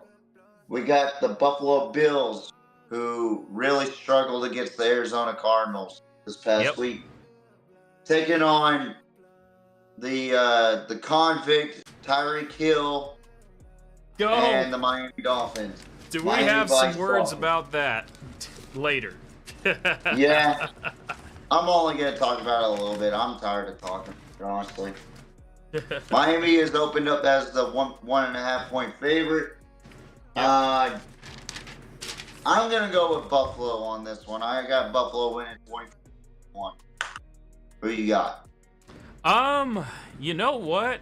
I'm actually... even though I don't like Miami as far as the NFL team, I love them for college. I gotta say, I do have to pick Miami as a favorite here. I think they got more speed than Buffalo. Josh Allen is gonna have a good game. I predict that, but I do like Miami here. I'm predicting it'll be a close game. I'm predicting it'll be 35-28. I think that's a safe bet. Yeah, I think it'll be a shootout a little bit, but. My problem with Miami is that when they play terrible teams, they win. But when they play good teams, they lose. Yeah. And they always win at home too. Notice that, right? Yeah. And they're like one of the worst road teams ever. Yeah. Especially underneath Mike McDaniel. I honestly think that this could go back and forth, like what we're saying, but I got Buffalo winning. I think they're much more physical and tougher than Miami. I think Miami's the all flash and get, and that's it. Next game we're going to talk about is the New Orleans Saints, who had an impressive win over Carolina, 47-10. Very impressive. Yeah. And Derek Carr looked good. Very good. Yeah, he looked dangerous. But not to take away from your Cowboys, they looked really good. They looked really defense fucking for Dallas looked good. Oh my God, you guys had. So this is gonna be a good game, man. This will be a noon game. It'll be on Fox. Dallas is favored by 6.5. Usually we don't do well when we're favored on the spread. I don't think. I got the Cowboys winning 31-20. Okay. All right. You know what? I think the best offense is a good defense. I really do. Yep. I'm a firm believer of that. I think you guys have it. I think you really do. I think you guys have what it takes to cruise this year on every other team defensively. And I think you guys got as good a shot as any. I mean, you have, and plus you have Dak to back up your offense. I'm giving this one to y'all. I think it'll be 28-14 Cowboys. I think it will be. Yeah. I think you think it was just a lucky game for Derek Carr? No, I just don't think Carolina is that good. I don't think so either. I think they're one of the. I think they're one of the need to rebuild teams. Like I usually like the way Carolina plays, but I think they need to look at a lot of things before. Yeah. I mean, dude, they lost their prime running back a couple of years back, and I think they've just been on the struggle bus ever since. So I think they need to do some major restructuring. They don't have an O-line for Bryce Young that either. too. Exactly. I really think there are a lot of points that need to be looked at. I gotta give this one to the Panthers Cowboys organization is such a shitty organization. Yeah, like I agree. Next game we're gonna talk about, JMO, is a game that's like a recent rivalry, like a playoff rivalry. Like these two teams actually hate each other now. Oh yeah. I've seen the Cincinnati Bengals, who are 0-1 after a horrendous performance against the Patriots, will travel to Arrowhead Stadium, what they call Burrowhead Stadium. Oh, yeah. The Kansas City Chiefs. That will be an afternoon game, CBS. Kansas City's favored by 6. I am going to say this on record. I am off of the Joe Burrow hype train until he gets to the Super Bowl. He looked horrible. I think, honestly, and JB brought up a good point. I think he's battling an injury. Like, it looks like he's battling an injury out there. And then, just all the receivers were horrible. It was just an ugly game. I'm going with the Chiefs big on this one, 34-10. Who do you got? Yeah, I'm about to get if my uncle ever finds this podcast, he's gonna absolutely like have my ass for dinner on fucking Thanksgiving dinner, bro. But are you ready to hear? I don't know. You know much about NBA, TJ? There was a player called Derrick Rose, right? Oh, yeah. Great fucking player. And then what happened? He got fucking injured. And then he was never the same again. I think we have another Derrick Rose on our hands. I really don't think Joe Burrow is the same after that injury. And I think he's going to end up in the same boat as Derrick Rose. Irrelevant. I'm giving this one to the Chiefs. 38-21. I really do think we have another D Rose on our hands until he shuts me up. I don't care. I'm maintaining that opinion. Good luck, D Rose. They should honestly do an Adidas campaign together about ankle braces and shit. Jesus Christ. Bye, D Rose. All right, so this got is another Sunday D Rose night on our game hands. right here. Sunday night game. The Chicago Bears 1-0. After beating the Titans, they will be traveling to Houston to take on the Texans, who's 1-0, who barely scraped by AR5 and the Indianapolis Colts. That will be a Sunday night game, September 15th, NBC. Houston is favored 6.5 points. Listen, man. Caleb Williams, dog shit the other day. That offense was hot dog water. Yeah. Now, I will give him credit. He didn't throw a pick in that game, but he damn sure didn't throw a touchdown. And he didn't get over 100 yards passing. Yeah. Off of 29 attempts. You only got fucking 20 or 19 or 92? That's not going to win you games, dog. No. Give it the Texans 27-20 or give it the Texans 27-9. Yeah. You know what's funny too? If you don't have a good pass game, you do what? You run, right? Run. Swift is their running back.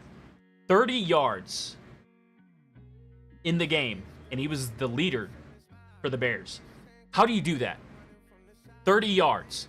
30 yards. How? How does that happen? How do you call yourself an NFL running back and only get 30 yards in the entirety of the game? How many attempts? I didn't see the attempts. 10 carries, 30 Oh yards. my God. That is 3 yards per attempt. That has got to be a new low. I don't know what's going on with Chicago. They need to fix a lot of stuff. I'm putting them in the same boat as Carolina. I'm giving this one to the Texans big. I'm giving this one to the Texans 42-7. I really think Texas is going to be. I really think Texas is going to stomp them. I don't think Caleb Williams is doing good on the passing game. I think they put way too much pressure on Caleb Williams. And I think the running back, I really think we should expect more out of Swift. Or Chicago needs to look for another running back. I don't think they have what it takes. I don't think their defense has what it takes to stop. If you don't have what it takes to stop the mediocre Titans, like almost not stop the mediocre-ass Titans, what do you have? You don't have anything. I will say this about their defense. They were the anchor that won them the game. They were the only thing that won them the game. They were the anchor. Because they weren't doing anything offensively. Let's just be honest. They were not doing a single thing offensively. Like their defense was the entire reason. And offense and defense. It's like you have to have a good offense to score in those capital moments. If you don't, then you're just going to fail. I think these guys are going to fail, and I think we're going to see all their weak spots. I think it's a time of possession thing with this. Yeah. I think D'Amico Ryans got that rookie locked down, and it's gonna be rough. It's gonna be rough. Last game before we go on to our last two conclusions. The Dak Prescott contract, and then good old Tyreek. Good old Tyreek. Yeah. So the Atlanta Falcons, who just took an L to your Pittsburgh Steelers at home, will travel to Philadelphia to take on the Philadelphia Eagles Monday night. ESPN, Philadelphia's favored 6 points.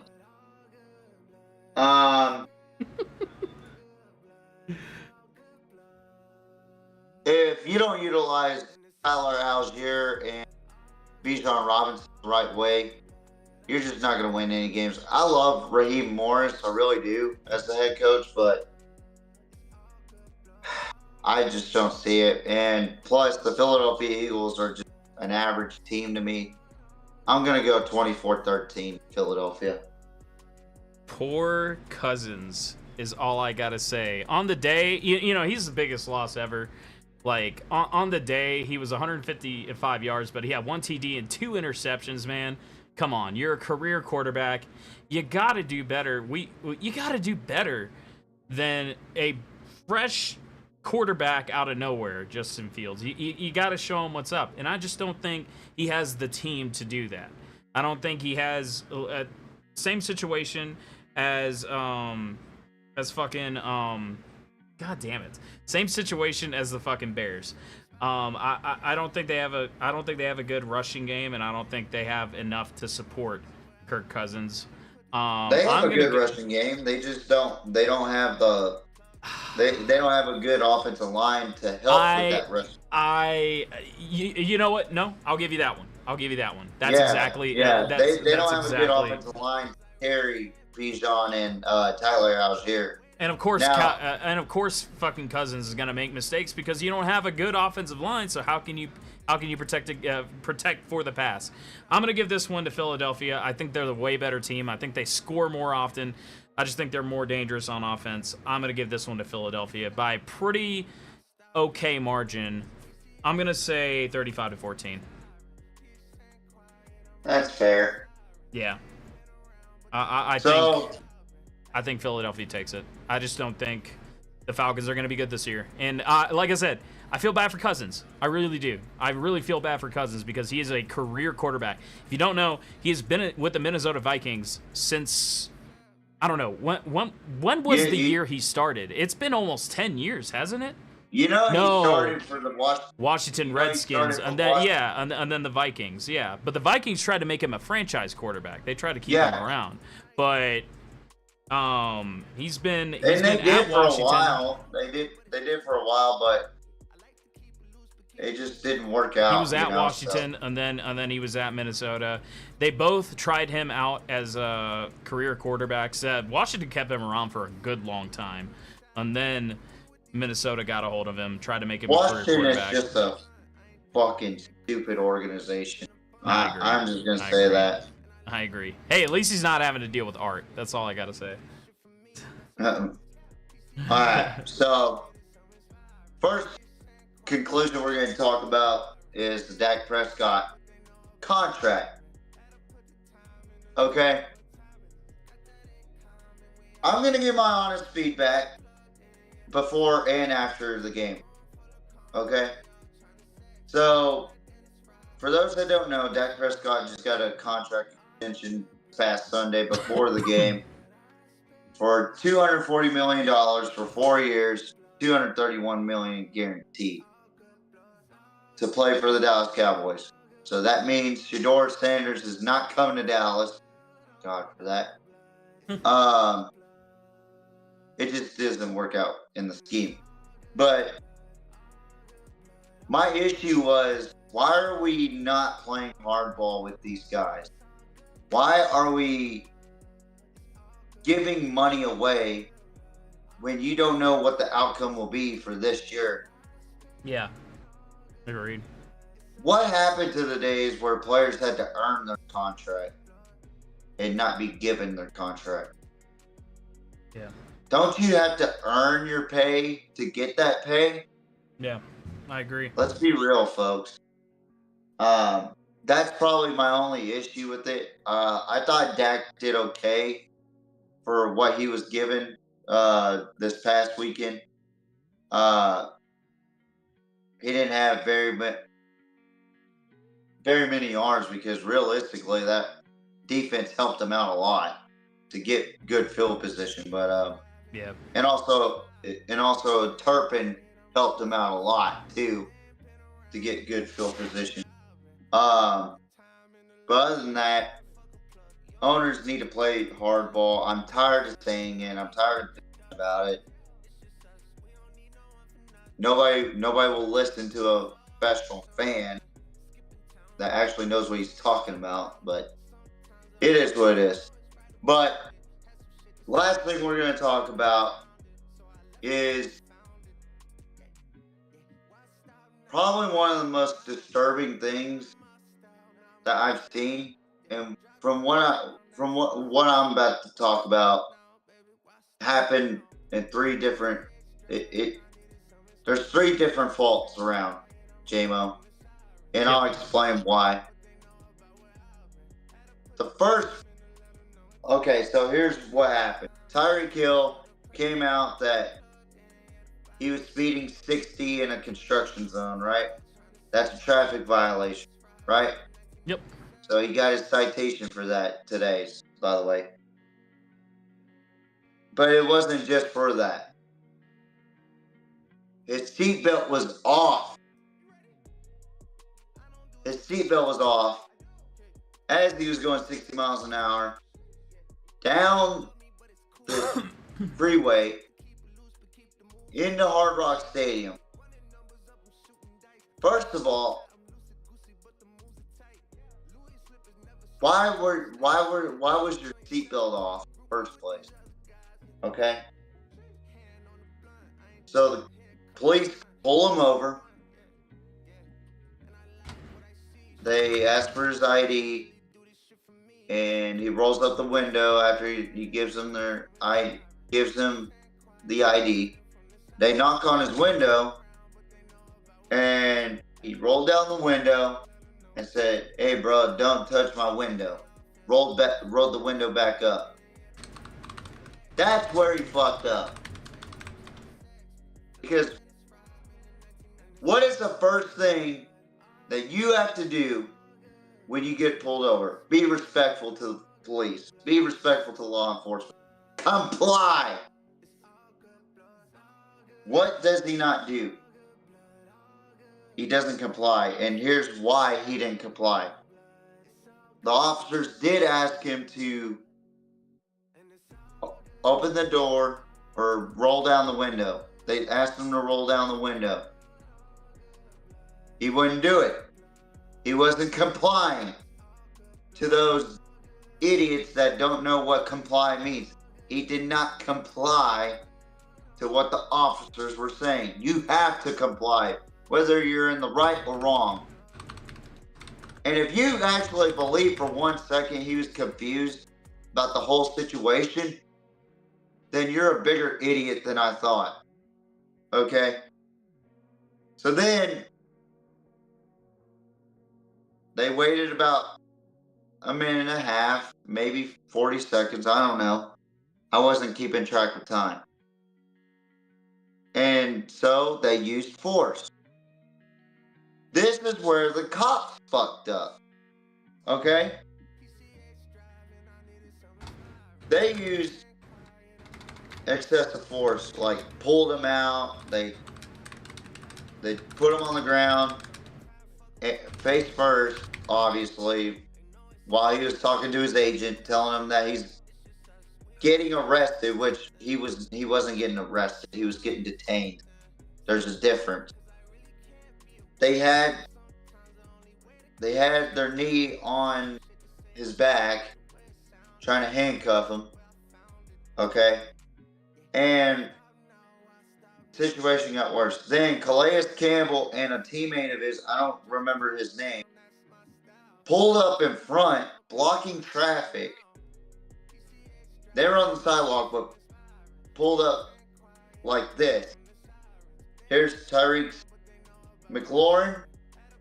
Here's their vehicle. They're sitting like this.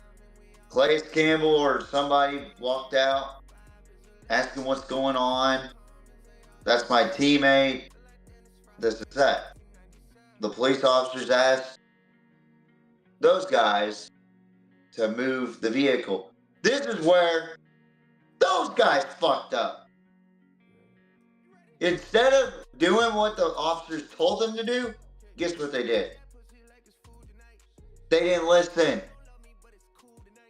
They kept asking, what's going on? What's going on with my teammate? Why are you doing this to my teammate? Blah, blah, blah, blah.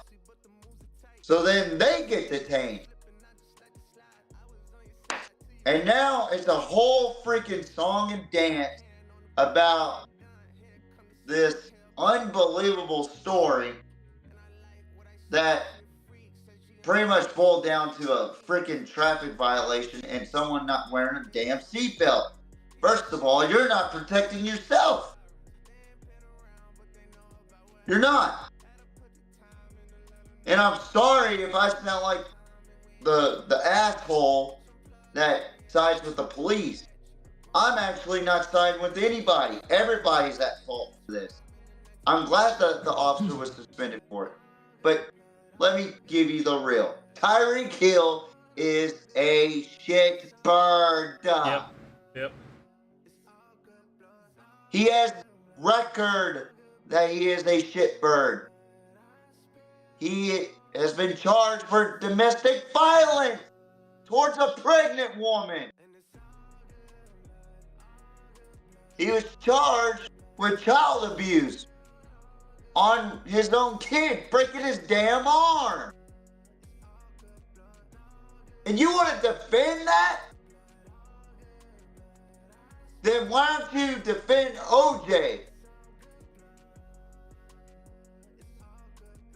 Like, it's the stupidest shit that I have to even talk about this shit. It's common knowledge. Comply with the police, and nothing will happen to you. Tell the truth. I was in a rush. I didn't realize I didn't have my seatbelt on, and also I didn't realize that I was going too fast, officer. I was just heading to the stadium so that way I could get to the game. That's all he had to say. Yep. And he didn't have to say slick shit. Me and J-Mo lived in fucking Jacksonville. We know what the fuck goes on over there. Yeah.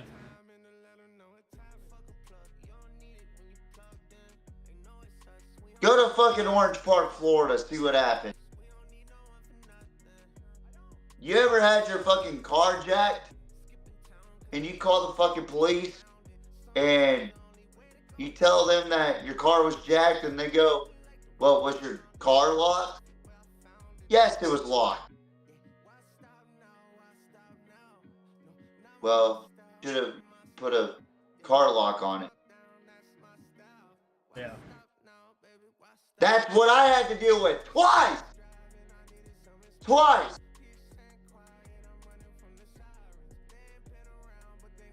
You know, and that's where I get frustrated with a lot of people.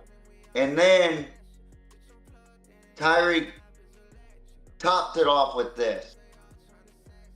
What if it wasn't Tyreek Hill? Meaning, what if it was what do you think if it, or meaning that, what if it was an unnamed black man that nobody knows about?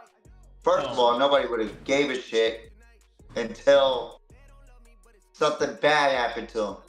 Case in point, a Rodney King situation. The whole media has turned this into a Rodney King situation.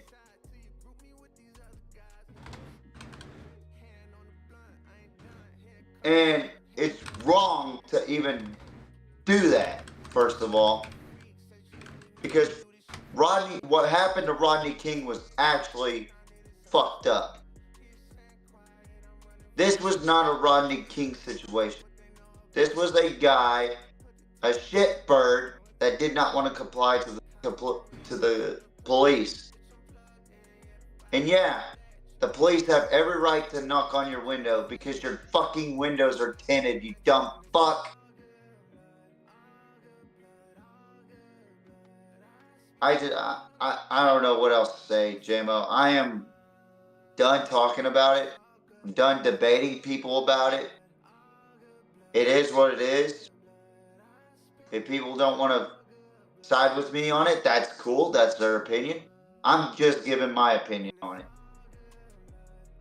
I just get so irritated and frustrated with these fucking NFL players that do stupid shit.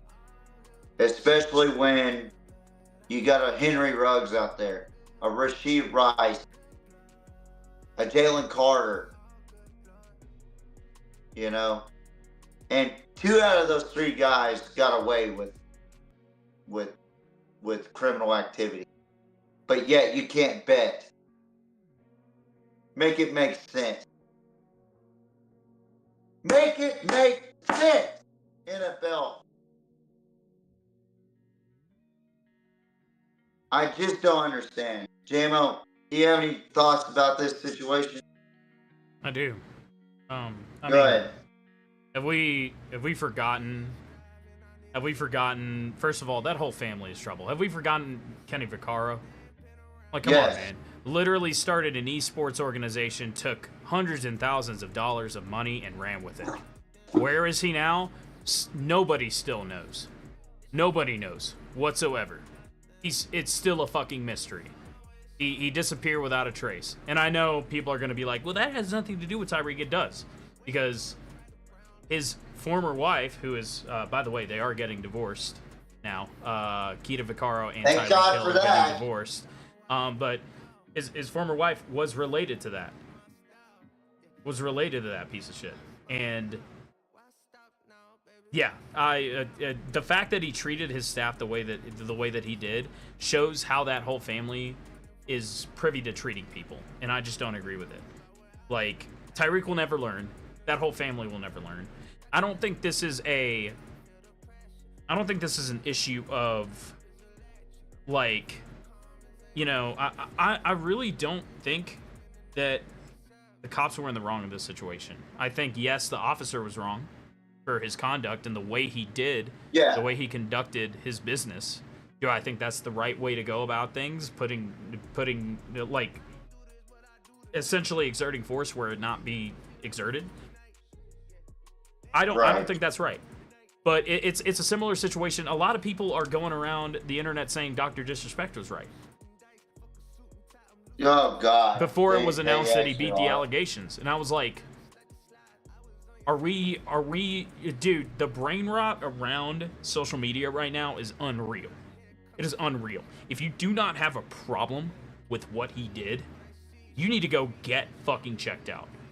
I think Dr. Lupo put it best. He was like, dude, like, if you sit here finding yourself saying, oh, it's okay to message a minor for sex, to solicit a minor for sex, you need to go get yourself checked out. I honestly think so. You know what we need to bring back, it is wrong, and it's like it's wrong. Yeah. It should not be. It should not be anywhere in anybody's mind whatsoever. It shouldn't even be thought about because it is wrong. It is just plain and simple. I don't know how many times I need to freaking say it. It is wrong. That is a wrong line of thinking, and anybody who thinks he's right, honestly, go get checked out. Go get help because you need it. You desperately freaking need it if you think that what he did in any capacity was right. It's the same thing with this Tyreek situation. It's like, could either one of the parties have done better? Yes. But ultimately, if I'm in contact with the cops, it's on me to comply. Like, for example, I know it's nobody's business, but it is legal to carry. I'll leave it at this. It is legal to carry in Nevada. It is legal to carry. It is legal to open carry in Nevada.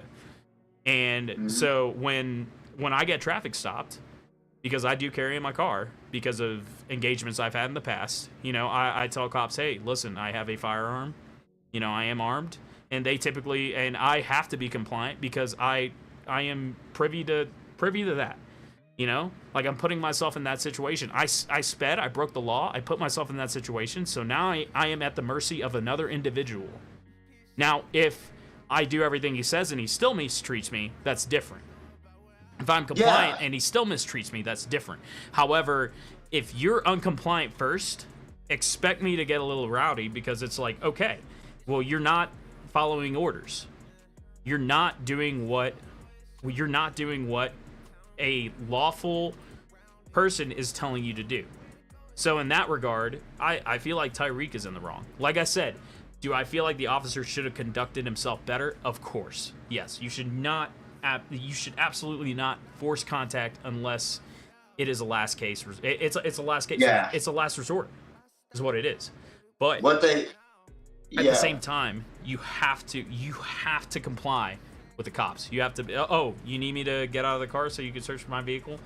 To the extent of the law, to the extent that it is lawful, yes. However, if it becomes unlawful, that's where you need to know your rights as an individual. It's like, well, I don't consent to any search or seizures. It's like if the cops try to enter your home. It's like, we could have a whole legal, conundrum over it. We could have a whole legal, podcast over it, but that's not what we're here to do. The point is, we're here to talk about football. I think Tyreek was wrong.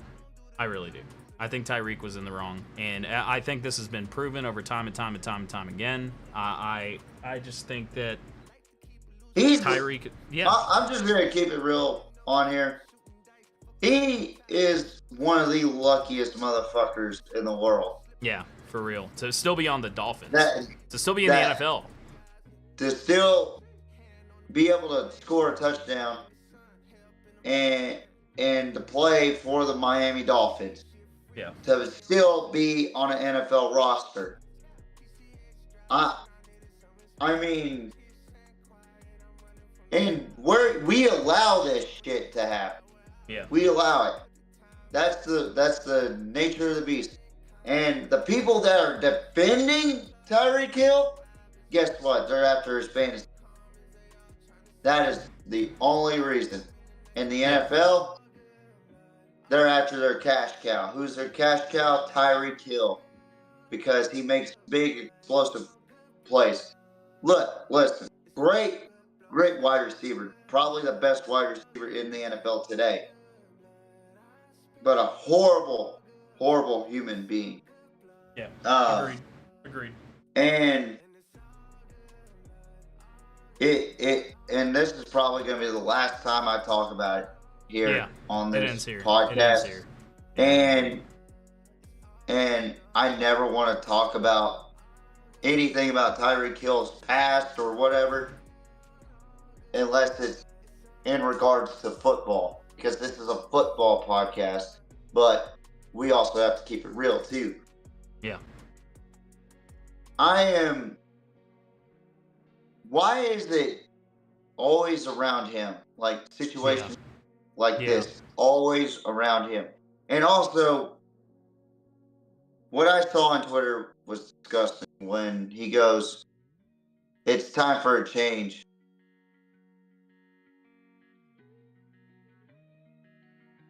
Motherfucker, you need to change. Yeah. You need to start taking accountability. You need to start owning up. Yep. You need to quit having kids. You know that motherfucker has 10 kids. Yeah. So, I don't know. I just, you can't get through to people anyway, so what's the point of even talking about it, you know? And him going on CNN talking about it, just, and it's just so convenient that it's in a election year too, so that's my whole point. They're just trying to make it a Rodney King trial case. That's what they're trying to do. Yeah. And it's disgusting that they're doing it this way. And I'm talking about the media. I'm not talking about the whole situation. I'm talking about the media talking about the whole situation. They're trying to make it seem like it's a Rodney King case, and it's wrong. And I don't give a fuck how people feel about this. I'm gonna have my own opinion about it. You can have your own opinion. Who gives a shit? Because at the end of the day, nobody's gonna listen to anybody because this country is so goddamn divided. Brain rot is real. I'm telling you. I'm telling you. The brain rot is real. People think it is. People really sit out there and be like, oh, hey, you know, like this something. This coincides with the prime sexuals, dude. Yeah. Like, the brain rot is real. Like, this goes back to the prime sexuals. This goes back to a lot of things. But, you know, that's all I'm going to say about that. But one more thing before we get off. Texas A&M, on a brighter note. On a brighter note. You should win this game. No. I take that back. You better win this game. You're playing against Billy Napier's Florida Gators at the Swamp, where they're going to be swapping quarterback with Graham Mertz and DJ Lagway. You better win this. Because if you don't, after what I saw on Twitter or X of you guys talking shit about Notre Dame losing to NIU, you motherfuckers have no room to talk. So I'm gonna tell you this right now. And I'm gonna clip this and I'm gonna post it so that way every Aggie can look at it. And they'll probably call me an idiot. They'll probably say that I'm just a Shorthorns fan or a TU fan or a TU t-shirt fan. I don't care. You better win this game against Florida. Because if you don't, I'm going to put the fear of God in your motherfucking ass. And I'm going to tell you straight up how I feel about this A&M football program. How I feel about this fan base after 3 weeks. 3 weeks of mediocrity. I heard a fan saying that, oh, A&M is back after beating McNeese State. Really? McNeese State. So you better win this game. I didn't put that game on the prediction list because I know you can beat Florida. If you can't, we have issues. That's all I'm If you can't, you better get ready because I have an hour of free time next week to just blast your ass. Back to 1939, where you won a national championship. I will destroy A&M's fan base, and I will destroy A&M's football program in just an hour. Because it goes like this. If you even allow Florida to catch up with you to get to 3 points, you're in trouble this season. Real. I'm just going to let you know that right now. There's absolutely no shot in hell that Florida should beat you, A&M. And J-Mo, real quick, could you find out the spread of that game? I believe it's somewhere around 4-point favorite. Yeah. Give me a sec. Yeah. I just want to say too, while I'm figuring this out, I'm not gonna switch to my camera, but I kind of just want to say, Kentucky, pick it up, please. What I saw last week was horrible. What I saw you know what? I will transition for this. Brock, pick it up, man. Pick it up. You're letting Louisville dance all over. You guys are all better than that. Like, the fact that Brock threw interception after interception, that last interception really just stuck a dagger in my... I actually threw something. I was so pissed. Yeah, he told me. I was like, it was bad. Yeah, no. Like, this kid is... there's a reason. Right now, you're making it look like there's a reason that you transferred from Georgia. Because you couldn't hack it. That's what it looks like. God. Let's see if that's true or not in this upcoming week. Because if you don't pick it up, honestly, go to a community college. Go JUCO. God damn. Because you're not going to make it. You couldn't make it at Georgia. Couldn't make it at Kentucky. High school one of the best quarterback prospects in high school for what? You're just going to be another quarterback that everybody else forgot about. Pick it up, or don't show up. Let somebody else have the job. I'm gonna keep it real. I'm gonna keep it real with you. Like it does not look like. I mean, he cares about being there. He certainly cares. But dude, like, there's only a certain point where you can. There's only a certain amount you can give a fuck. Give a fuck where you start to look at performance and it's just like, wow. Yeah. Dude. Like, please, for the love of God, pick it the hell up, or we're gonna have problems. Also, Texas A&M, 3.5 favorite. Better fucking win. You know what? Screw it. Who the hell does Kentucky go against? I want to see. Do they have a bye week? If they don't, let's see who. Oh, yeah. No, y'all ain't winning that one. Where's Kentucky at? Yeah, just mentioned him, Georgia. Yeah, no. Good luck. Oh shit. Later. You're gonna. I'm calling it right now. Brock's gonna throw like 5 picks that game. He's basically gonna get dementia like he did last game and throw to the other team, straight to him. Georgia's gonna be that confusing to him, based on what I saw last week. Yeah. Who do we play after that? Let's see. It's Louisville. I'm actually gonna. Oh, we play. We play Ohio. If you don't win against Ohio, I have no words. Sorry.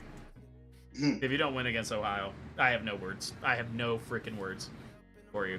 If you guys lose against Murray State, I'm actually gonna laugh for 5 minutes. on this podcast. I'm actually going to laugh for 5 minutes. If you guys lose to freaking Murray State in Ohio Valley Conference School, I am going to laugh for 5 minutes as Mark Stoops and Brock both probably lose their jobs for good reason. Oh my God. Pick it the hell up, Kentucky. Sorry, From a Kentucky are you saying that Mark Stoops should have went to Texas A&M? Yeah, they should have won that game. They should have won South Carolina. I don't know. How do you lose to South Carolina? How? How does that happen? How? You basically threw the ball. What did you become a Joe Biden stan for like 5 minutes, dude? God. Like, dude, like, did you summon Sleepy Joe's powers? Like, did you get confused and throw it to the other team on purpose? Like, dude, pick Jesus. it. I don't know if he's colorblind. I don't know what needs to happen. Something needs to happen because Kentucky should not be playing this level of football. He said, I don't know if he's colorblind. Yeah, if you saw that last interception, he straight up threw it. He straight up threw it to one of South Carolina's defenders. Yeah. I was like, dude, I saw it. like, oh my God, bro. Oh my Transfer God. from That Georgia? is the Yeah, he was probably funniest- like 7th string, bro. Like, swear to God. Like, transfer from Georgia because he couldn't hack it anywhere else. He probably tried applying for a JUCO down at, like, bumfuck Georgia and couldn't get a job. Make it look like you know what you're doing, Brock, or else we're going to find somebody who does. And yes, I am talking about the quarterback that went in after you to try to clean up your mess and ended up throwing an interception too. Rather have him. Wow. Well, pick it up, Brock. You're better than that. JMO is expecting a lot out of Kentucky this week. And the rest of the season. Not versus Georgia. You can lose that one. I won't care. No. You L in the column. Something out of them. Come on now. If they win against Georgia, that's gonna be funny as fuck too. I'm gonna be like, yeah. If y'all beat Georgia, I am. Oh, what? If we beat Georgia, I will streak up and down my street for 5 minutes straight, yelling Kentucky. You clip that. That's how confident I am that they won't win. I will streak up and down my street, record it for 5 minutes, put it on my channel, screaming Kentucky all the way up and down this street. No, you have to sing the whole fight song for Kentucky. Oh, that's even better. Hell yeah, I know it by heart. That's even better. If you guys win against And Georgia, you gotta paint your face blue and white, and your bare ass blue and white. Like your whole body has to be blue and white. If you guys win, I will do that. I will absolutely freaking. If we win against Georgia, I will absolutely freaking do that. Look, A&M, on a serious note, you better win this game. Yeah. Or I am going to physically dissect, or not physically, but verbally dissect you. Physically, I was like, wait a minute. What the hell? It's getting late, okay? It's getting late. But I will verbally dissect A&M, and I will make sure you really understand how mediocre you are. And I will make it known to JMO, if you lose to fucking Florida, there will be an hour segment of just A&M. How mediocre A&M actually is. And why in the hell they should be relegated to the Sun Belt Conference. That's going to be the same reaction I have towards Murray State if Kentucky loses. Oh, man. And I'm not, and again, I'm not mad at you guys. This is going to be a quote now that I keep saying it. I pity you. You're sad. You're like an emo goth chick that doesn't have any friends. God damn, bro. Wow. Wow. Like you're like one of those weird kids that collects unicorn stickers. And hey man, you leave me and my unicorn stickers alone, okay? You're not an A&M fan. Oh no, you're right. I'm a Kentucky fan. It's worse. I don't think there's anything worse than an A&M fan, dog. I'm just gonna keep it real. Oh man. Like I told Bailey, A&M fans are wild and weird.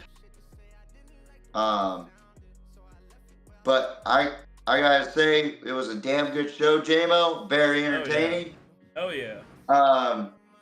Very informative tonight too. Oh, yeah. For the most part. Did you like what I said about Arthur Smith? I liked it. I'm glad my prayers helped out. But no, it was honestly a great show, man. It was awesome. It was fun. I think it was longer than we wanted again. Yeah, it's but fun. It's all right. That's what happens when you're never on time. But yeah, I'm okay with it. I'd rather be on a show than not be on a show. You know what I mean? So yes, sir. Final thoughts before we get the fuck off here. Kentucky, pick it the hell up, or you're gonna end up losing to Murray State. Also, Steelers. Even though you have the worst offensive coordinator in 100 years on your team, we caught the dub. That's all. That's look at me fist pump. Look at me fist pumping here. We caught the dub. I'm proud of you. I'm proud of you. I'm proud of you, Justin Fields. You are the hope that ignites my bowels. Holy crap! Thank God we have hope in Justin Fields. Praise God. Don't put in Russell. Let him sit the sidelines. Please, for the love of God, if you fire Justin Fields, I'm going to Pittsburgh and you're not gonna like it. That's all I'm gonna say. Like, you know that streaking I just mentioned? It's gonna have something to do with that. I'm just kidding. For real, don't fire Justin Fields. If you fire Justin Fields, I'm gonna find something that relates with fire in you. I promise you. What? I don't know. I'm tired at this point, man. But don't fire Justin Fields. Keep Russell out of this. I don't care if he's healthy. Keep Russell out. Oh my God. Arthur Smith just created another Ty Schmidt on this show. I hate him. For those that don't know what I'm talking about, watch Pat McAfee's show, the Draft Spectacular on their show. I'm gonna make a shirt that says Art Smith hater, bro. Like I'm gonna wear it if we lose. If he ends up firing Justin Fields, I will wear that for a week straight. I don't think he has the authority to fire anybody. Oh, you'd be surprised. You thought he couldn't fire Marcus Mariota? Oh boy, here he comes with an announcement.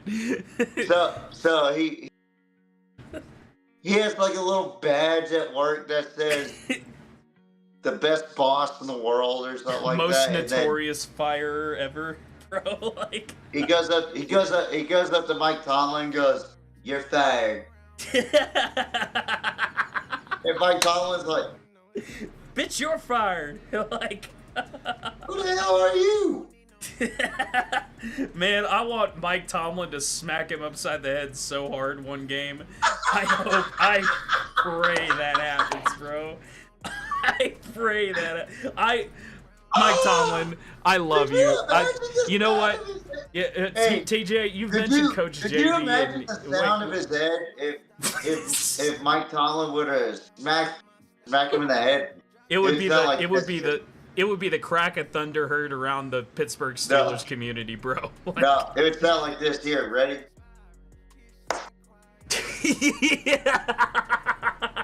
like a suction cup. Oh man, dude, right. Mike Tomlin. You say this about Coach JB and all them, but I've seen Mike Tomlin on podcasts. Mike Tomlin, get on the PMP so I can interview you. If that's possible, bro. For Mike Freaking Tomlin A, dude. come on the show, Tell man. me how bad it is working with Art, dude. Please. Also, tell him how many times you've like you done this you know number to him. Hey, you what's know that? who we need on? You know who we need on here next time, J-Mo? Who's that? Coach Lane Kiffin. Oh, that's cool. That dude is hilarious. I love me some Lane Kiffin, dog. Like, yes, sir. Yes, sir. Like, you go on his Twitter, he trolls Nick Saban, he trolls everybody, dude. Yeah. Yes, sir. It's the funniest goddamn thing. But listen, guys, it's past our bedtime. We're old now. But I want to thank for those that watch this show. I am extremely exhausted. JMO's extremely exhausted. But we had a hell of a show. It was informative. It was fun. It was a lot of funny moments. I mean, what a great show it was. And tune in next Tuesday around the same time. We'll try to get it to 8:30. I can't promise you that. But because we're never on time, but we still show up.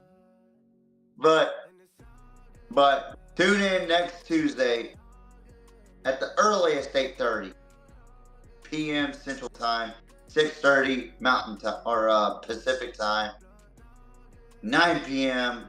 Eastern Time, as we talk about Week 3 college football recap, NFL Week 2 recap, Week 4 predictions, and Week 3 predictions for NFL.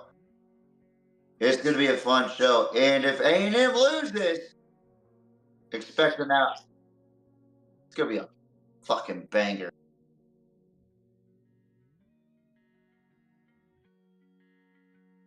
If Kentucky wins, and JMO does do the streaking thing, it's definitely coming on to the intro of the podcast.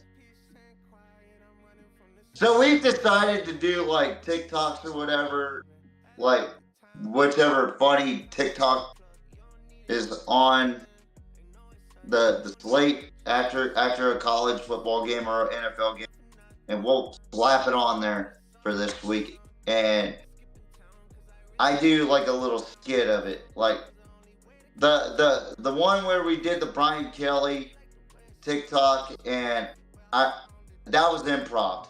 I didn't plan it until right that moment, and JMO and Bailey had no fucking idea. You should have seen both of their faces. It was priceless. No pun intended. But again, thank you guys for watching this wonderful, wonderful podcast about football. We wouldn't be here without you guys. I know the presidential debate was on, but who wants to watch that when you can watch this badass? And yeah, we're a damn good show. Just give us a chance. But no, thank you guys for watching. We are the greatest podcast that isn't being viewed. Fucking thousands of views, but we're still kicking ass. Yes, sir. We are the cream of the crop of all football podcasts. We are the PMP. Good night. Mwah. Good night. Bang.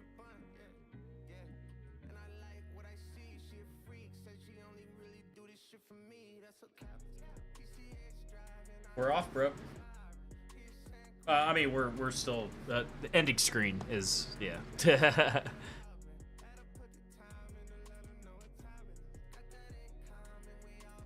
hours 30. Not bad.